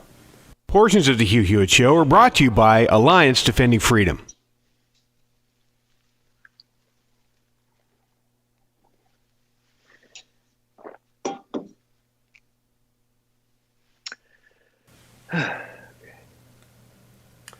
I'm back now with David Drucker talking about his brand new book, In Trump's Shadow, available at Amazon.com. This is the pod-only part of our conversation, David, but I might steal some of it for the radio show tomorrow because I just find so much in this book fascinating. I had no idea that Ambassador Kimmett and David Urban were part of Team Pompeo. None. And I see both of those very influential individuals around town often. And I had no idea. And I was with Senator Pompeo. We lost your Skype, but that's okay. We can get back. I was with Secretary Pompeo a week ago today when we're talking. How'd you sluice that out? Just ask questions. There's reporting is an art form. I think you've said this before, Hugh, but it's very true. It's a craft. It's an art form. And I just started asking questions about Mike Pompeo. The interesting thing about Mike Pompeo, and I told him this once, and he gave me his trademark smirk. He is very private. He does not talk openly about his background. I found the best way to get information about him was to listen to speeches he would give to voters or big groups, because that's where he lets